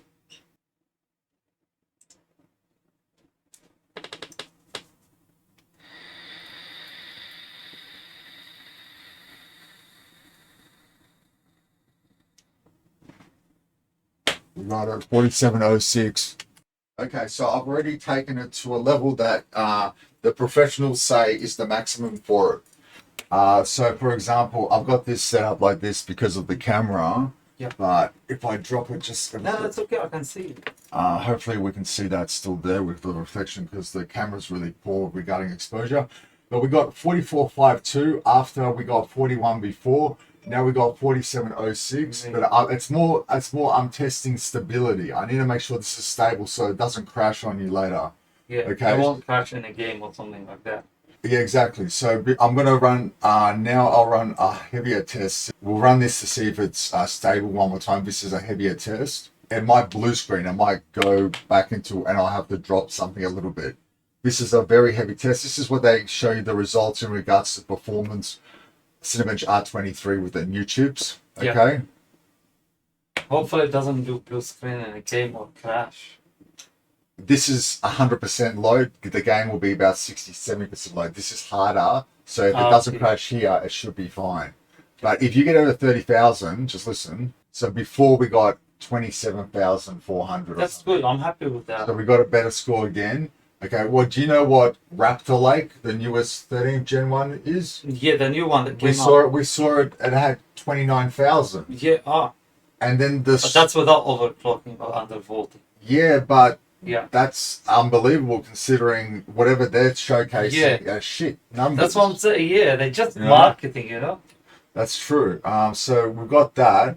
Let me now run, and do you see how quickly it's opening that? That's very fast considering. OpenGL run is the score we're trying to beat right now, 187. So before I got 171 or something, I increased it to 187. Now after what I did with the CPU, I expect 197 maybe or something. Okay. Now what I expect at the minimum already, that Warzone will get you about maybe 7 to 10 more frames, but will run much better, much smoother. If you ever do any other work with the computer, it's 10 times better. And as a result, it's also it's so much more better. I'm actually excited to start my new build soon. But it should be also, maybe you don't notice much on the top end, because what you're getting right now is 165 was really good. But the lower ones, the lows, it won't dip as low. So how much I'm getting? Did you play the game? No, you told me you got 165. Yeah. Look at how I'm calling it. 196. Wow, really? All right. Before we got 187, so we almost got another 10 increase. That's huge. I haven't finished. I might try to unbolt it a bit later, a bit more. But I think we're ready to go in relation to this. I want to try one more thing. Yeah. So if you want to reach the best results, I don't want to take it away from you when you know what I mean? I want Right, so we need to benchmark this. Yeah. So it's one of 26 scenes. Have you seen Heaven before? No. This is their Heaven benchmark. A lot of people use it for stability of a graphics card. When you're buying a new graphics card, you go, excuse me, is it connected? Can I just test it with one test? And if they know it and they know anything about it, they'll be like, yeah, that's fine. You can test with Heaven. Or they show you that it's been running.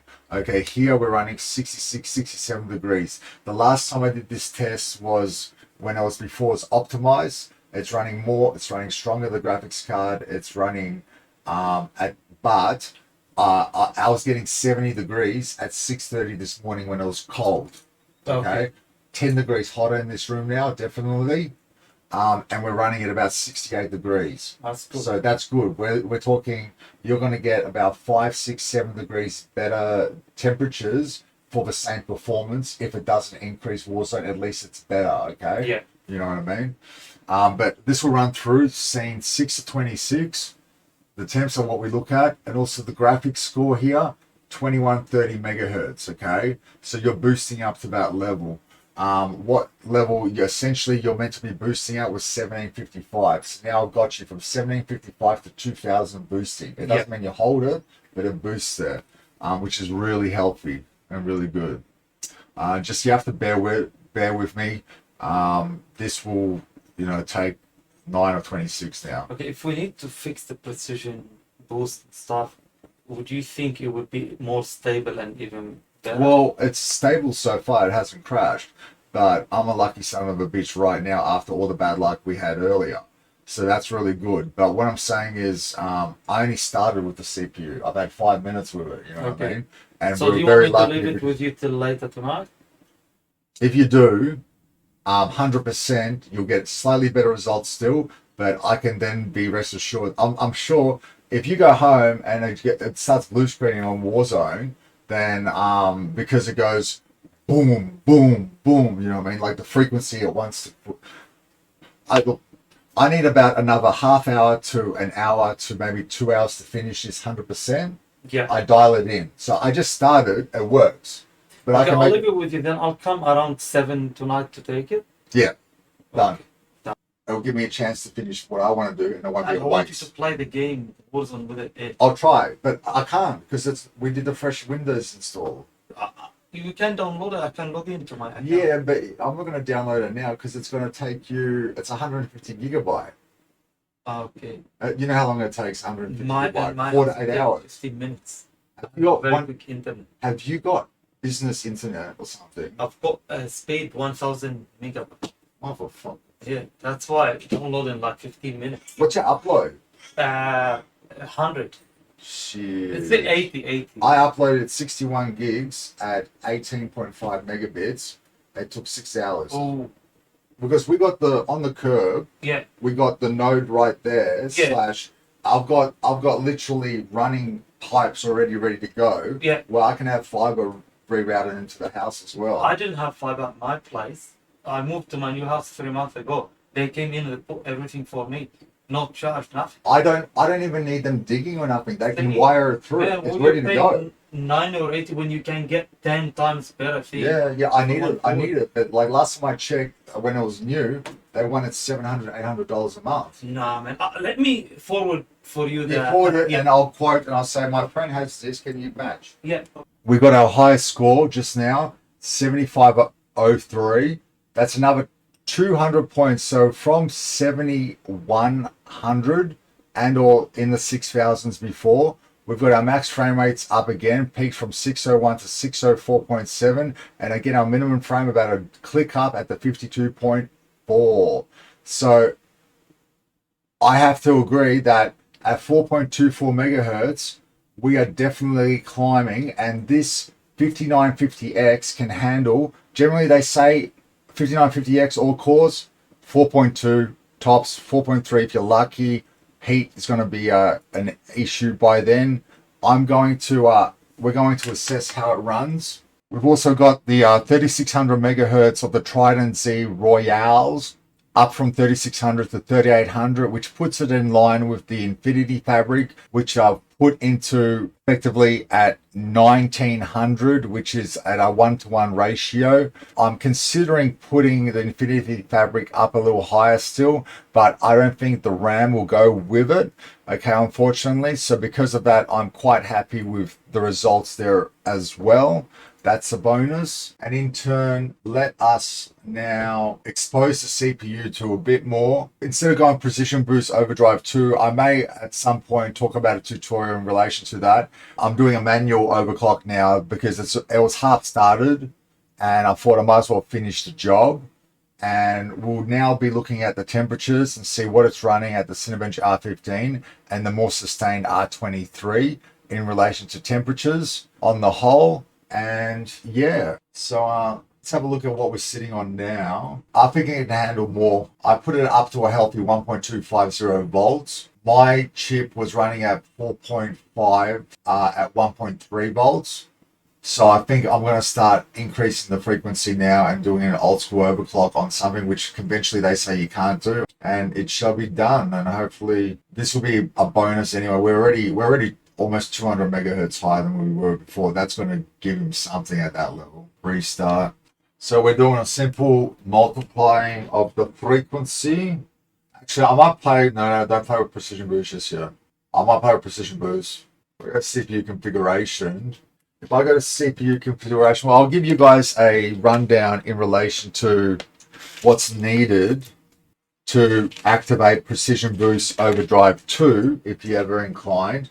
And I'll walk through the process. It doesn't mean we'll apply it, but we have to go into AMD overclocking, accept, DDR and Infinity fabrics, frequency and dividers. We already had it at 1900, was working fine. DDR timings, memory clock speed, we already had it at, in fact, I should have not touched that because I already did it in the other mode, but eco mode, no.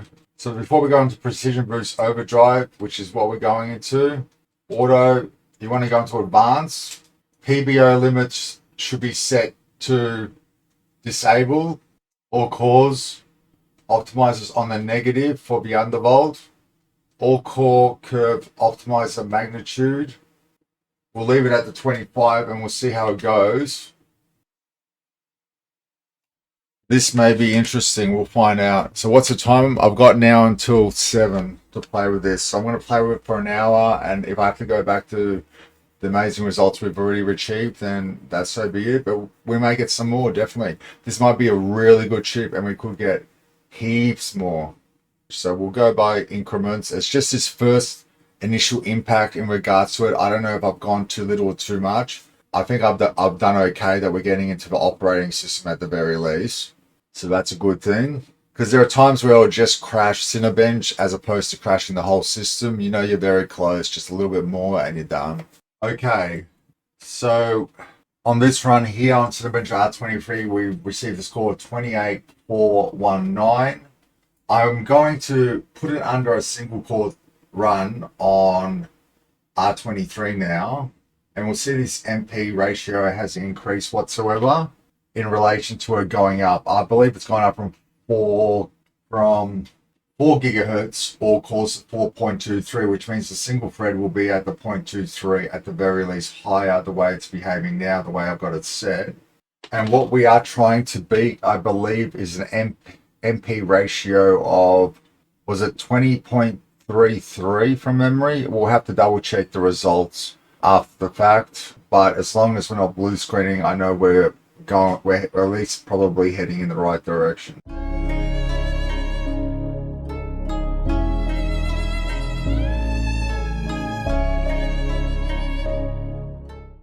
The couch, the dreaded couch. That's like watching grass grow, people, but at the very least, we're maybe 5% faster now.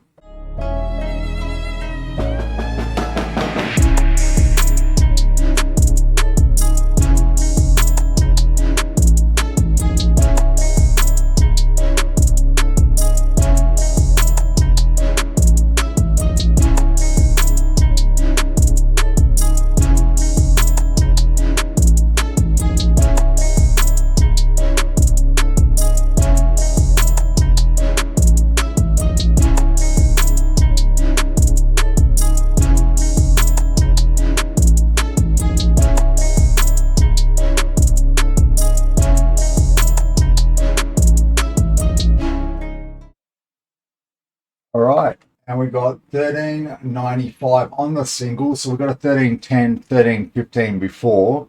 So that's a rise of almost 100, one click, at about 90-ish or so, 80-ish. That's significant.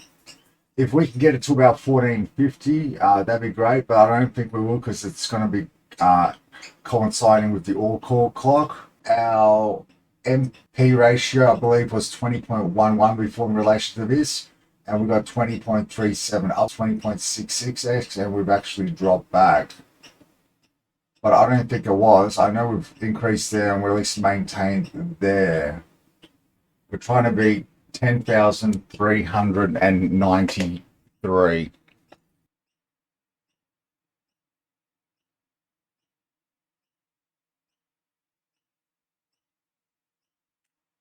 Okay, we did beat 10,393. We've come up to the next level, and that's at 11,064. We've got 600 and about 50 more points. That's significant at this level now on Cinebench R20.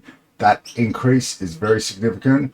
If anything, the next one will get a similar score, but it'll be at a reduced heat level because I think we're hitting around 79 degrees on this run or thereabouts. I won't do the single core run. It's not relevant currently. I'm going to go into the BIOS as well and tweak some thermals in relation to some of these fans and whatnot. Go to power, restart, and let's hope to God we don't fuck anything up. First things first, I'm going to save this profile as a separate profile that's ready to roll with, and then we'll load up a new profile that we'll start messing with. And if in case I forget the settings, we can come back to that one later. Go to Qfan configuration first.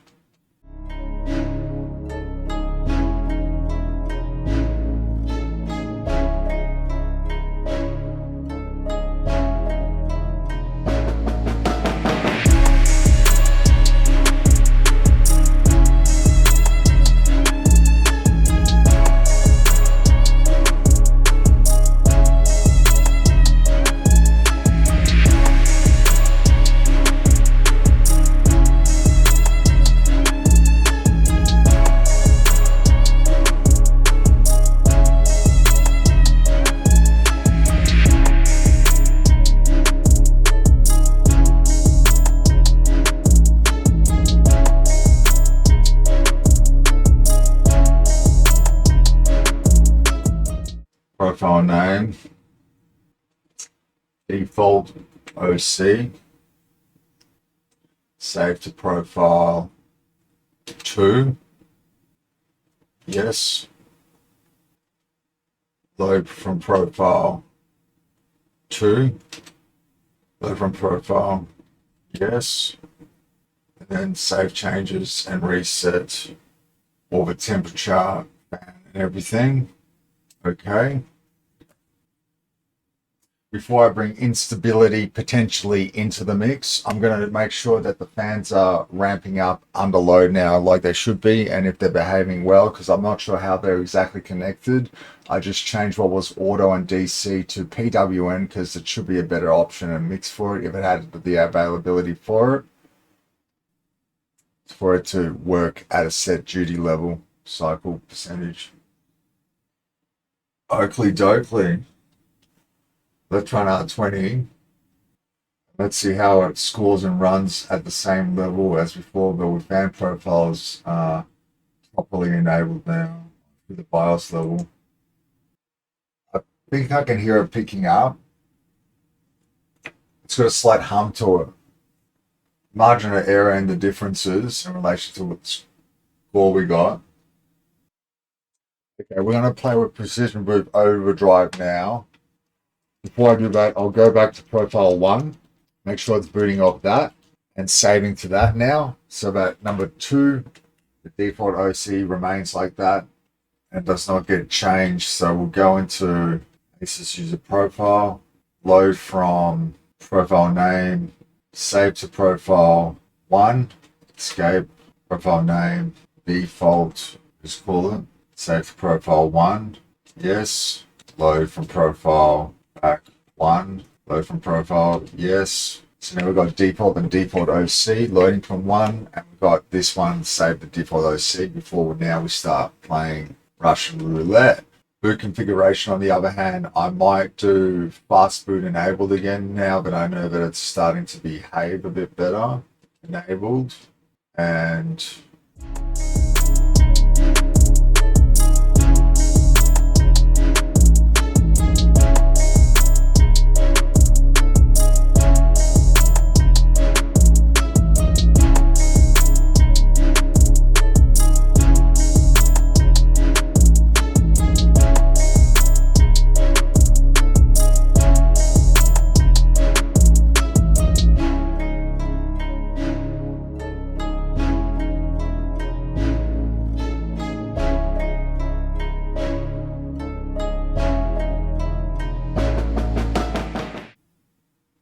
all curve, and we also see states control we disabled.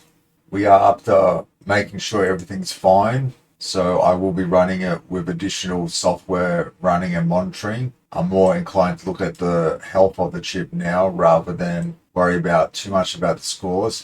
We're at 77.9, 78, 79.6, 80, 80.1, 80.4, 80.9, 81, 83, 81.3. And it's holding steady there. 81.4, saturation starts to occur. 81.6, 81.8, 81.9, 82. We got a hit on a return at 10.982 from 11.031. That's not too much difference.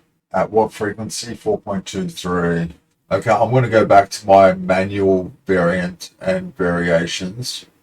And if we're running this, and it's locking in and holding this, I'll lock it in, I'll dial it up, I'll double check this one. From here, I'll download PC Mark, and we'll run it through a stringent test in relation to game relation emulation that's proper on a DirectX level.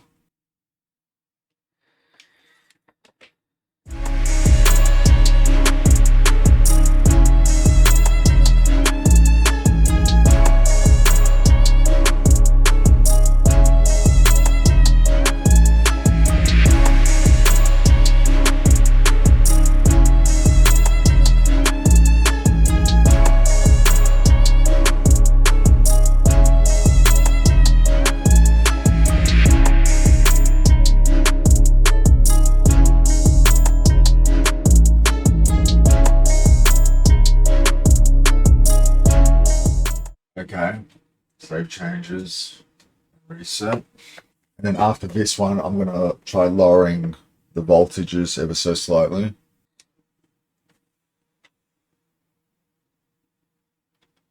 Be afraid, if it's stable, it's stable. Make sure you've got all the software running.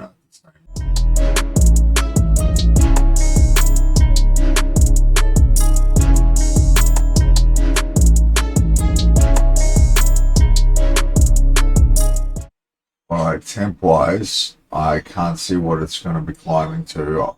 I will get the surprise after the fact. It does seem to be going up though. It's stabilized regarding going up. It's holding, it's saturating.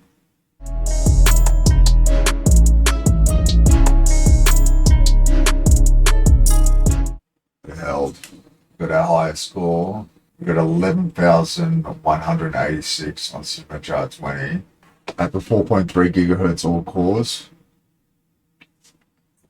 Now if we close that for a second, we hit 83 degrees. So that's where I'm going to call it in relation to this. Go in and lower the voltage next. But before we do that, I'm going to run Cibench R15. I just want to see what the OpenGL score gets at. We're going to be getting close to 200. And this is in relation to now the CPU becoming stronger. We'll run the OpenGL run.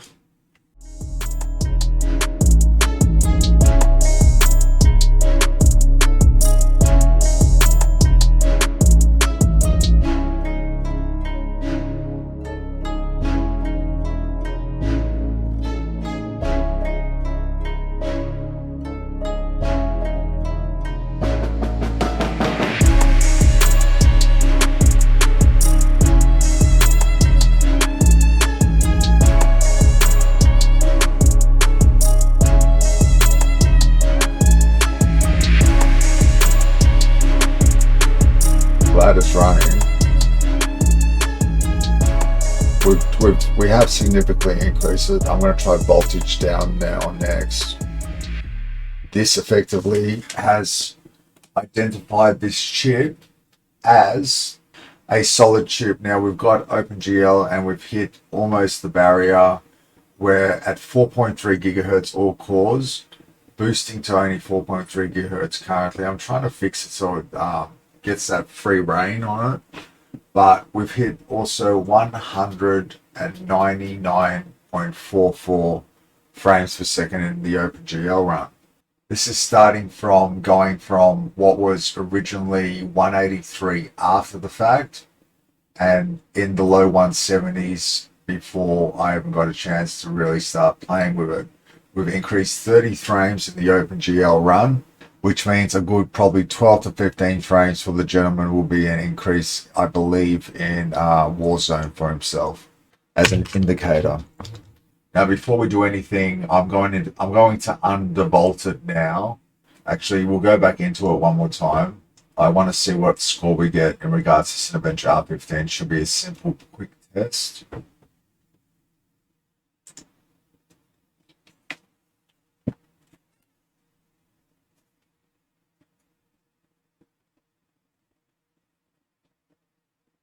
Got our highest score again from 4606. We hit 4818.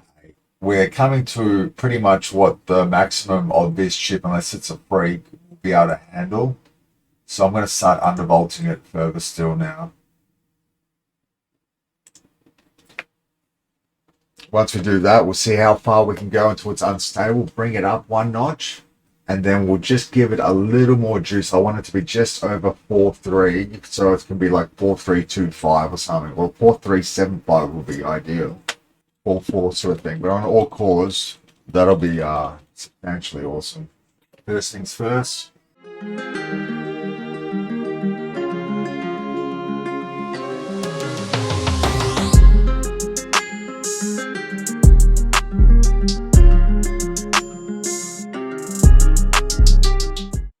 Okay, let's go into Digi and VRAM for a second. Low line calibration seems to be working fine on auto. Disable when overclocking.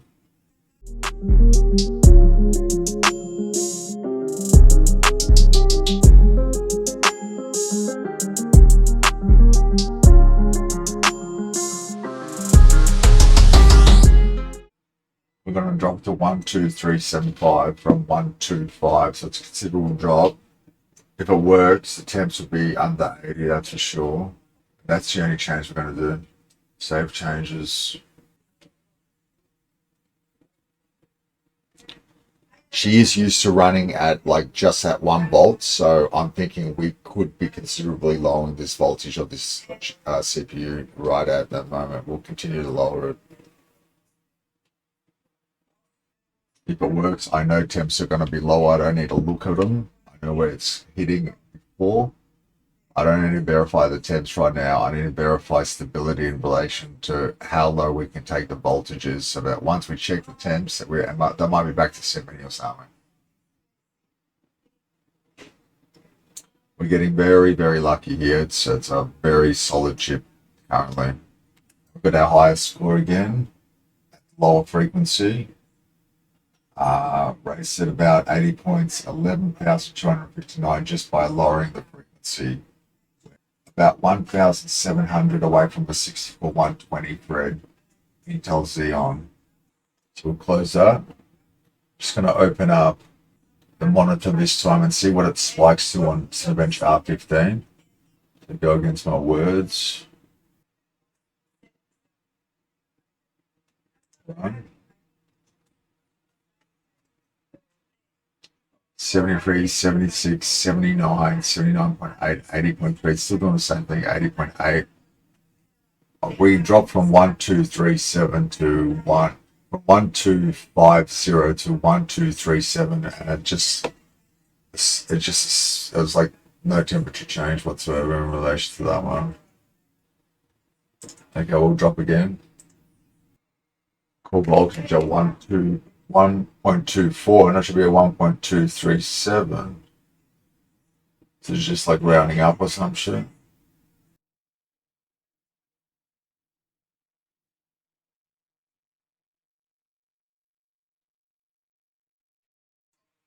Drop it to that. We're going to drop it to 1.225. Then we'll go to exit, save changes, and reset. That's a 0.25 click drop. This works and stays stable. We're getting TimeSpy next.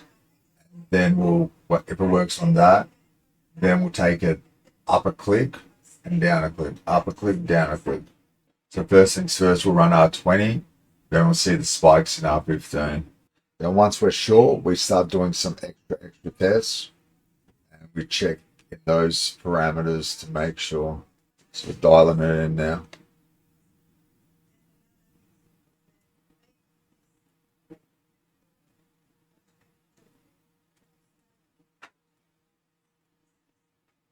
That's gorgeous. We didn't get a higher score though. Margin of error 11223 as opposed to 11259. I thought, sometimes you think a smart test would be like, hey, you dropped the frequency, you deserve more points for that in relation to others. Close that, up that, open up R15. We should see a temperature difference this time. We have to. View, status, view, clear max. So we got 80.4 something before, run. Package node 0, 78.9, 79.3, it's stabilizing 79.6, it's done. So about a degree less. Package powers, we've dropped about 10 watts as well. I'm going to keep dropping. I'm going to drop the voltage a couple more times, I think, actually. Because, like I said, it was running 4 gigahertz at 1.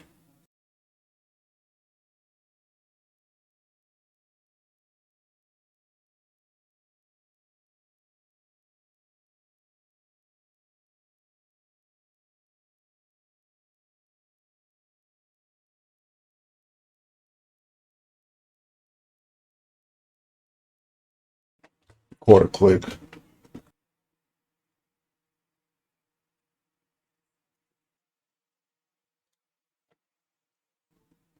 Run this test. Run this test. Altered zone.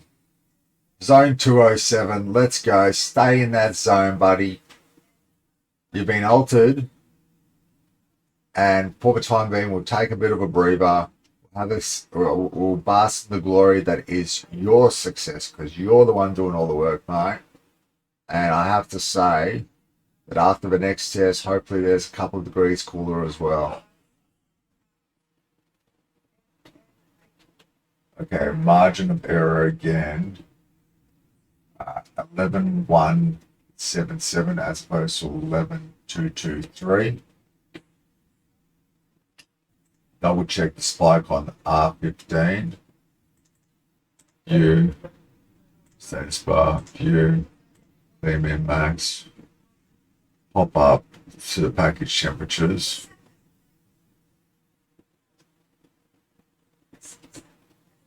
And we're going to run U.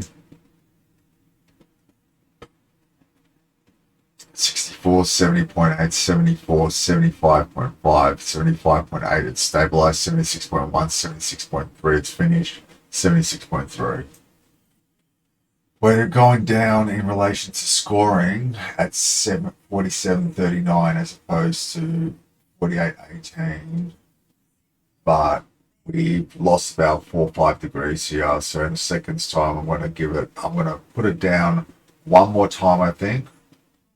First, I'm going to put it up 1 click to get it to the 43.25, 1.208 volts. Now we are effectively dealing with temperatures which are the concern. Severe core ratio. We'll drop the 43. We'll go a little bit crazy this one time.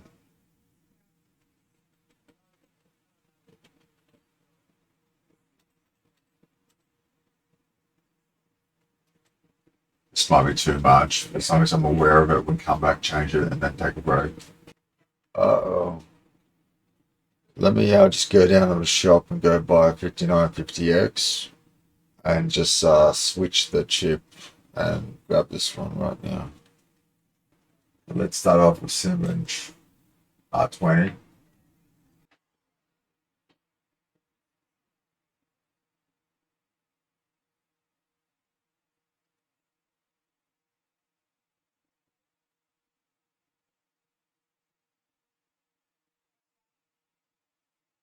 I guess this will be our highest score. It will have to be, like logically, it has to state that it will be the highest score.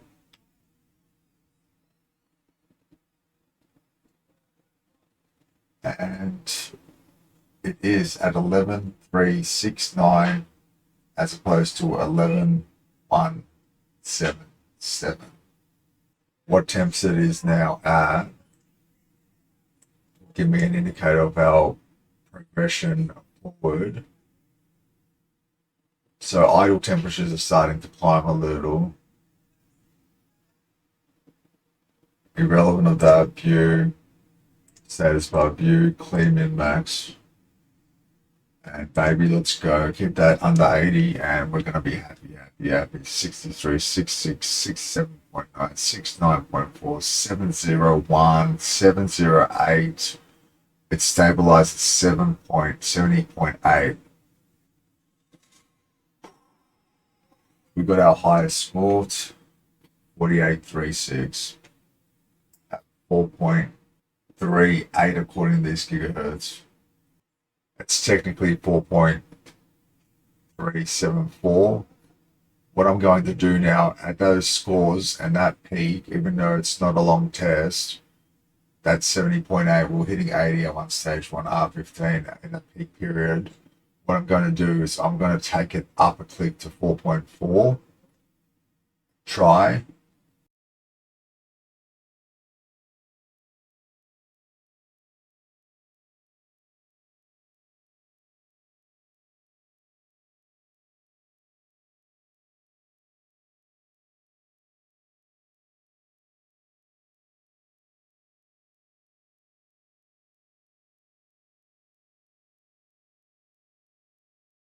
Reset.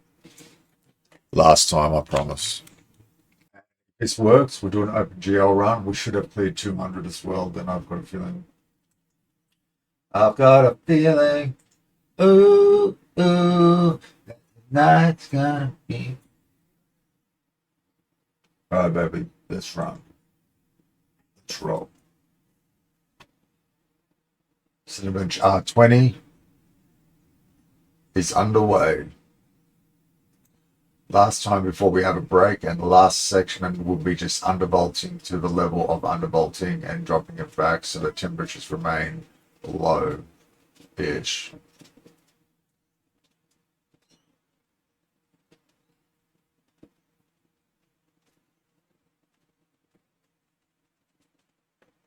Okay, we've got our highest run again.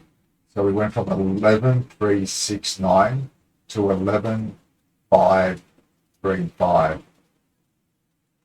We're 1,500 points away from the bingo. We're going to hit it with R15 now.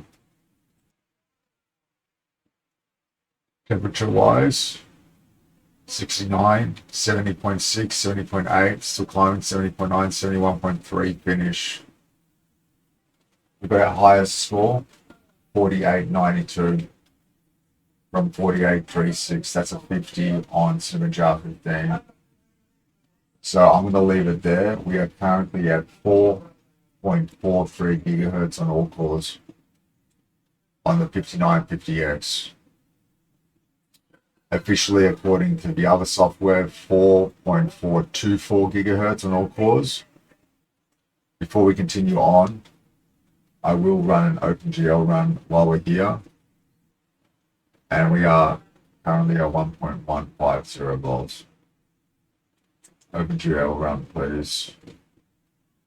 I think we're going to clear 200 here. Potentially, there's a chance it may be by another 10 or so. Like it could be like we could be at like 209 or something. Yeah, I'm feeling. So what's the temp? I run this run currently 44.6 and stuff. So that's what's happening. 58 watts coming from the CPU. Under the full load test, it's pulling almost 200 watts though. 194. Coming to the end of the run here.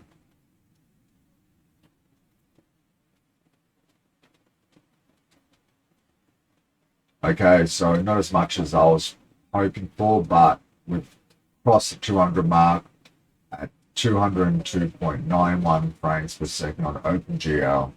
What this computer was running at was around 158, 160 on the OpenGL when I got my mitts on it. We've gone up 50 frames. It's probably going to be a safe bet that the German's going to get about 20 to 22 frames on Warzone for himself on the increase. The lows will be higher, and shit shall be stable, I guess. We have effectively won the game today. Today we have won the game. I'm not going to jinx it any further. Close that, save yes.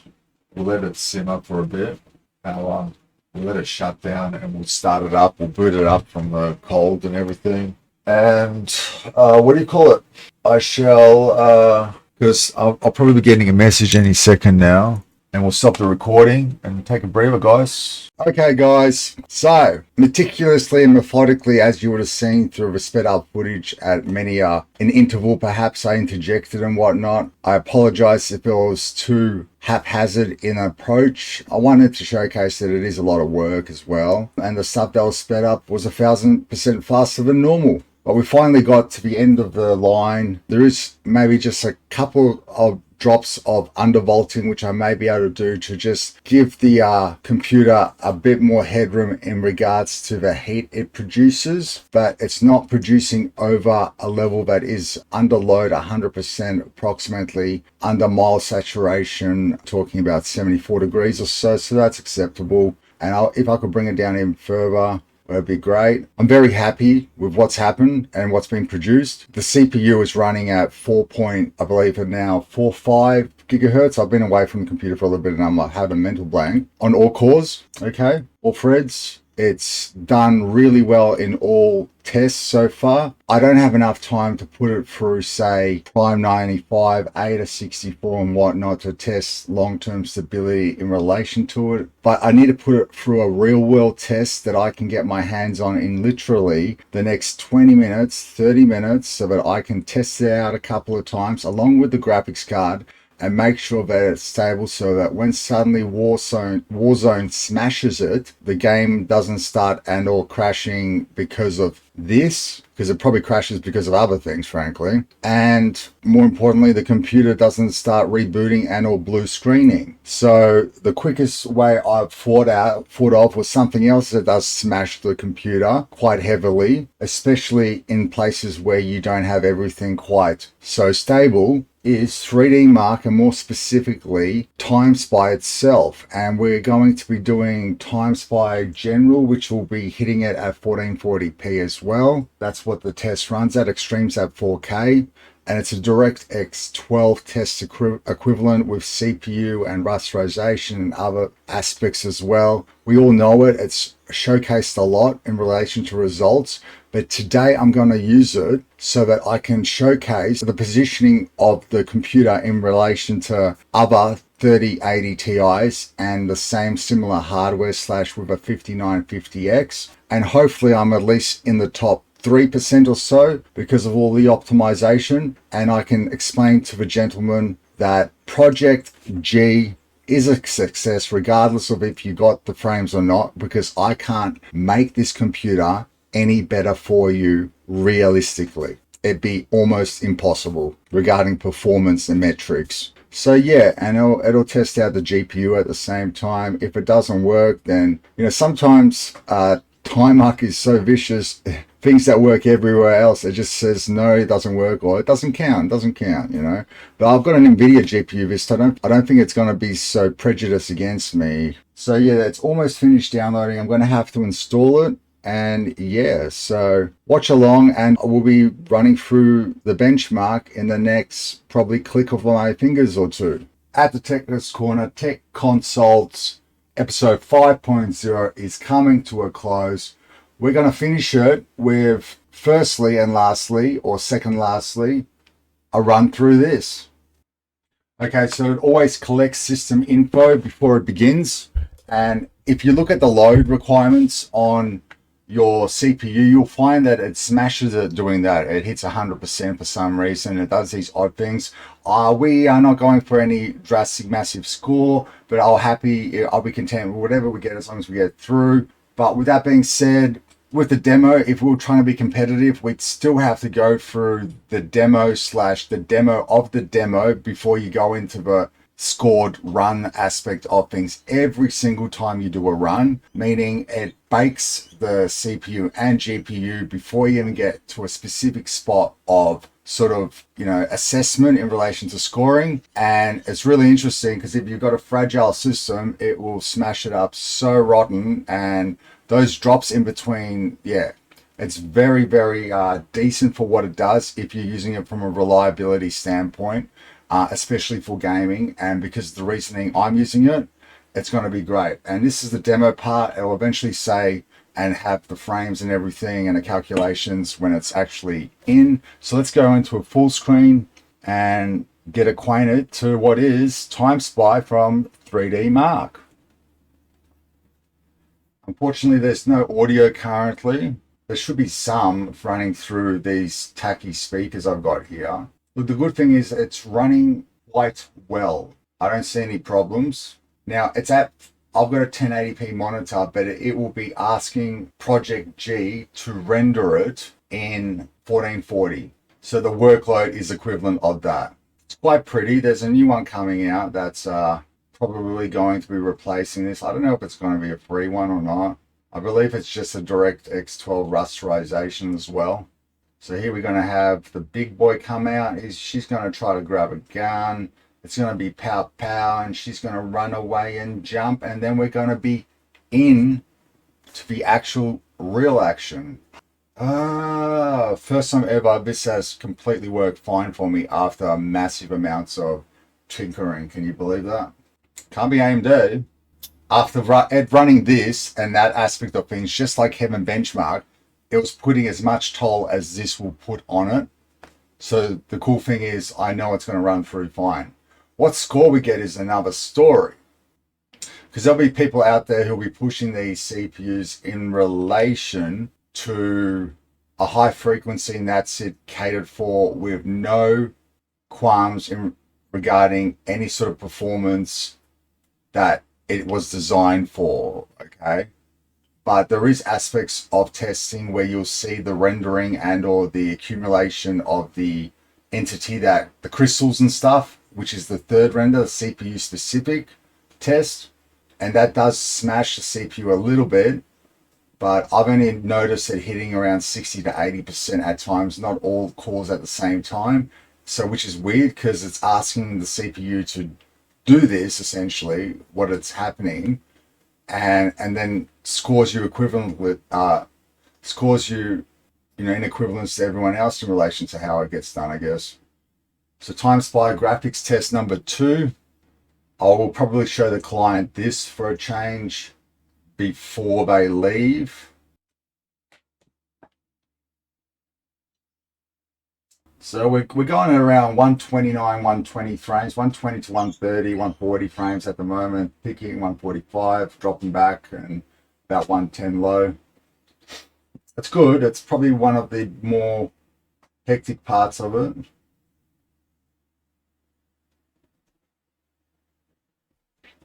I was noticing the 6900 XT, like I was pushing 140, 150 the whole time. 145 at the end there, 147. Here we go, and this is test number 3, the CPU test on Time Spy by 3D Mark. See how it goes? It's actually doing really well here regarding the frames. It seems like it. As long as it doesn't go down too low, it's finished. It was nowhere near that being the average. The average should be at least 60 there. It's going to be pretty good then. But I was assessing 19,000 Graphics score was at 20,056 Yankees, and the CPU score at 14,702, as you can see, guys. So the best was 22,516. Average, on the other hand, this was great. That's good. Average was 18,403. Our score was 6,700 above average, and you have to understand that the best at 22,516 is in relation. The best at 22,516 in relation to this hardware was probably running LN2, liquid nitrogen, at the very least some form of ice bath, cold AIOs or something. So we've done really, really well. If I can just go on to the point that it will showcase the results in relation to percentage. So CPU test average was 4940 frames per second. I don't know if that's the case or not. Valid result has been implemented, and better than 97% of all results at the 1907, although premium gaming PCs start at 19,781. Odd. You know why? Because they've already been surpassed, but that's in relation to 2020. Average temperature was 65 degrees on the graphics card. 4.424, 4.4. Average temperature was 51 Celsius on the CPU. This is great. The RAM was clocked at 3800, shows it all. Shows that the 1999 gigabyte AMD RAID array is a one SCSI disk device. So I got a 19736, I got a 2132 with my 10900K and 6900 XT. I got a 19913 and I got a 19012. This score was 19017. Is there any way you can make it better? Only if I hide the frequency and or tweak the graphics card even further. I got a 20010 as well, and these are all in time SPI inclusive. Let's go see if we can do Firestrike now. Close that. Firestrike, DirectX 11 installed, and we're going to run that. I don't think I'm even going to undervolt it any further in relation to the chip. I think it's a healthy amount of voltage that it's not overly doing it. I can see by the heat that's being created, which is debatable regarding space to execute a higher frequency still. And just in case any stability was to creep up because of some V-droop or some sort of anomaly in something, it'll mitigate it by just having that little bit of buffer room there regarding that voltage needed. I'm not like feeding it needless amounts. We're talking it's at 1.15, I believe, volts. So that's pretty decent.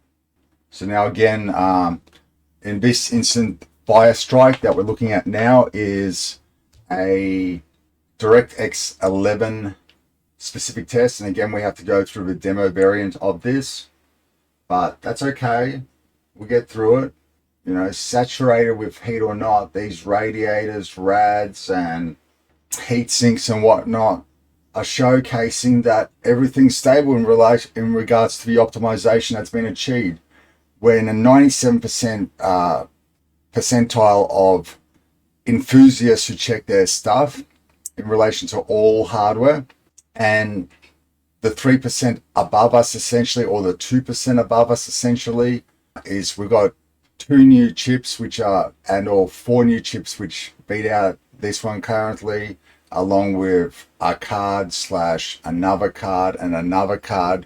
That's 3 items. 3% makes sense.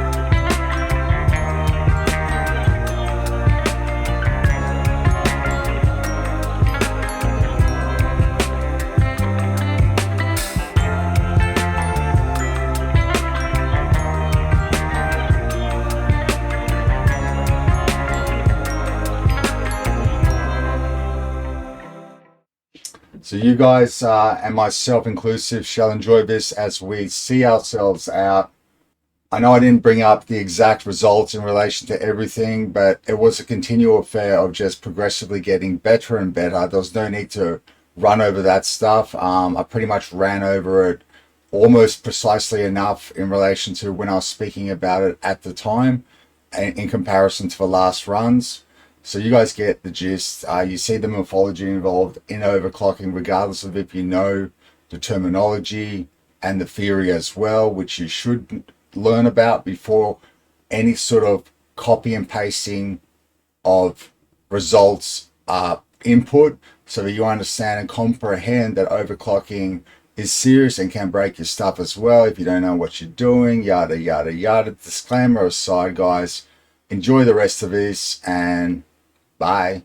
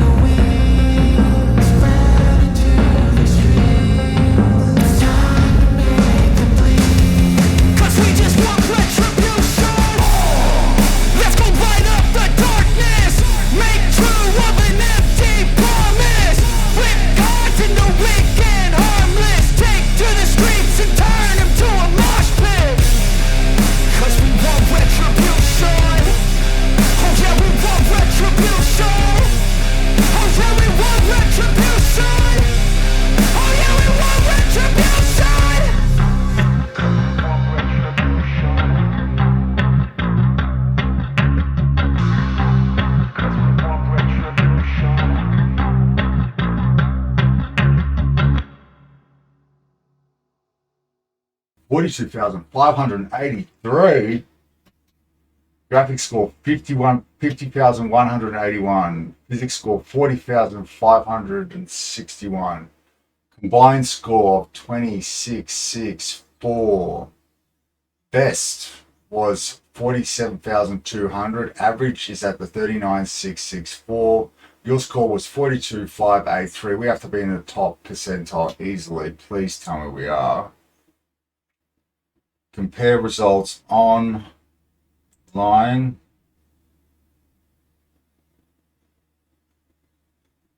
Better than 99% of all results.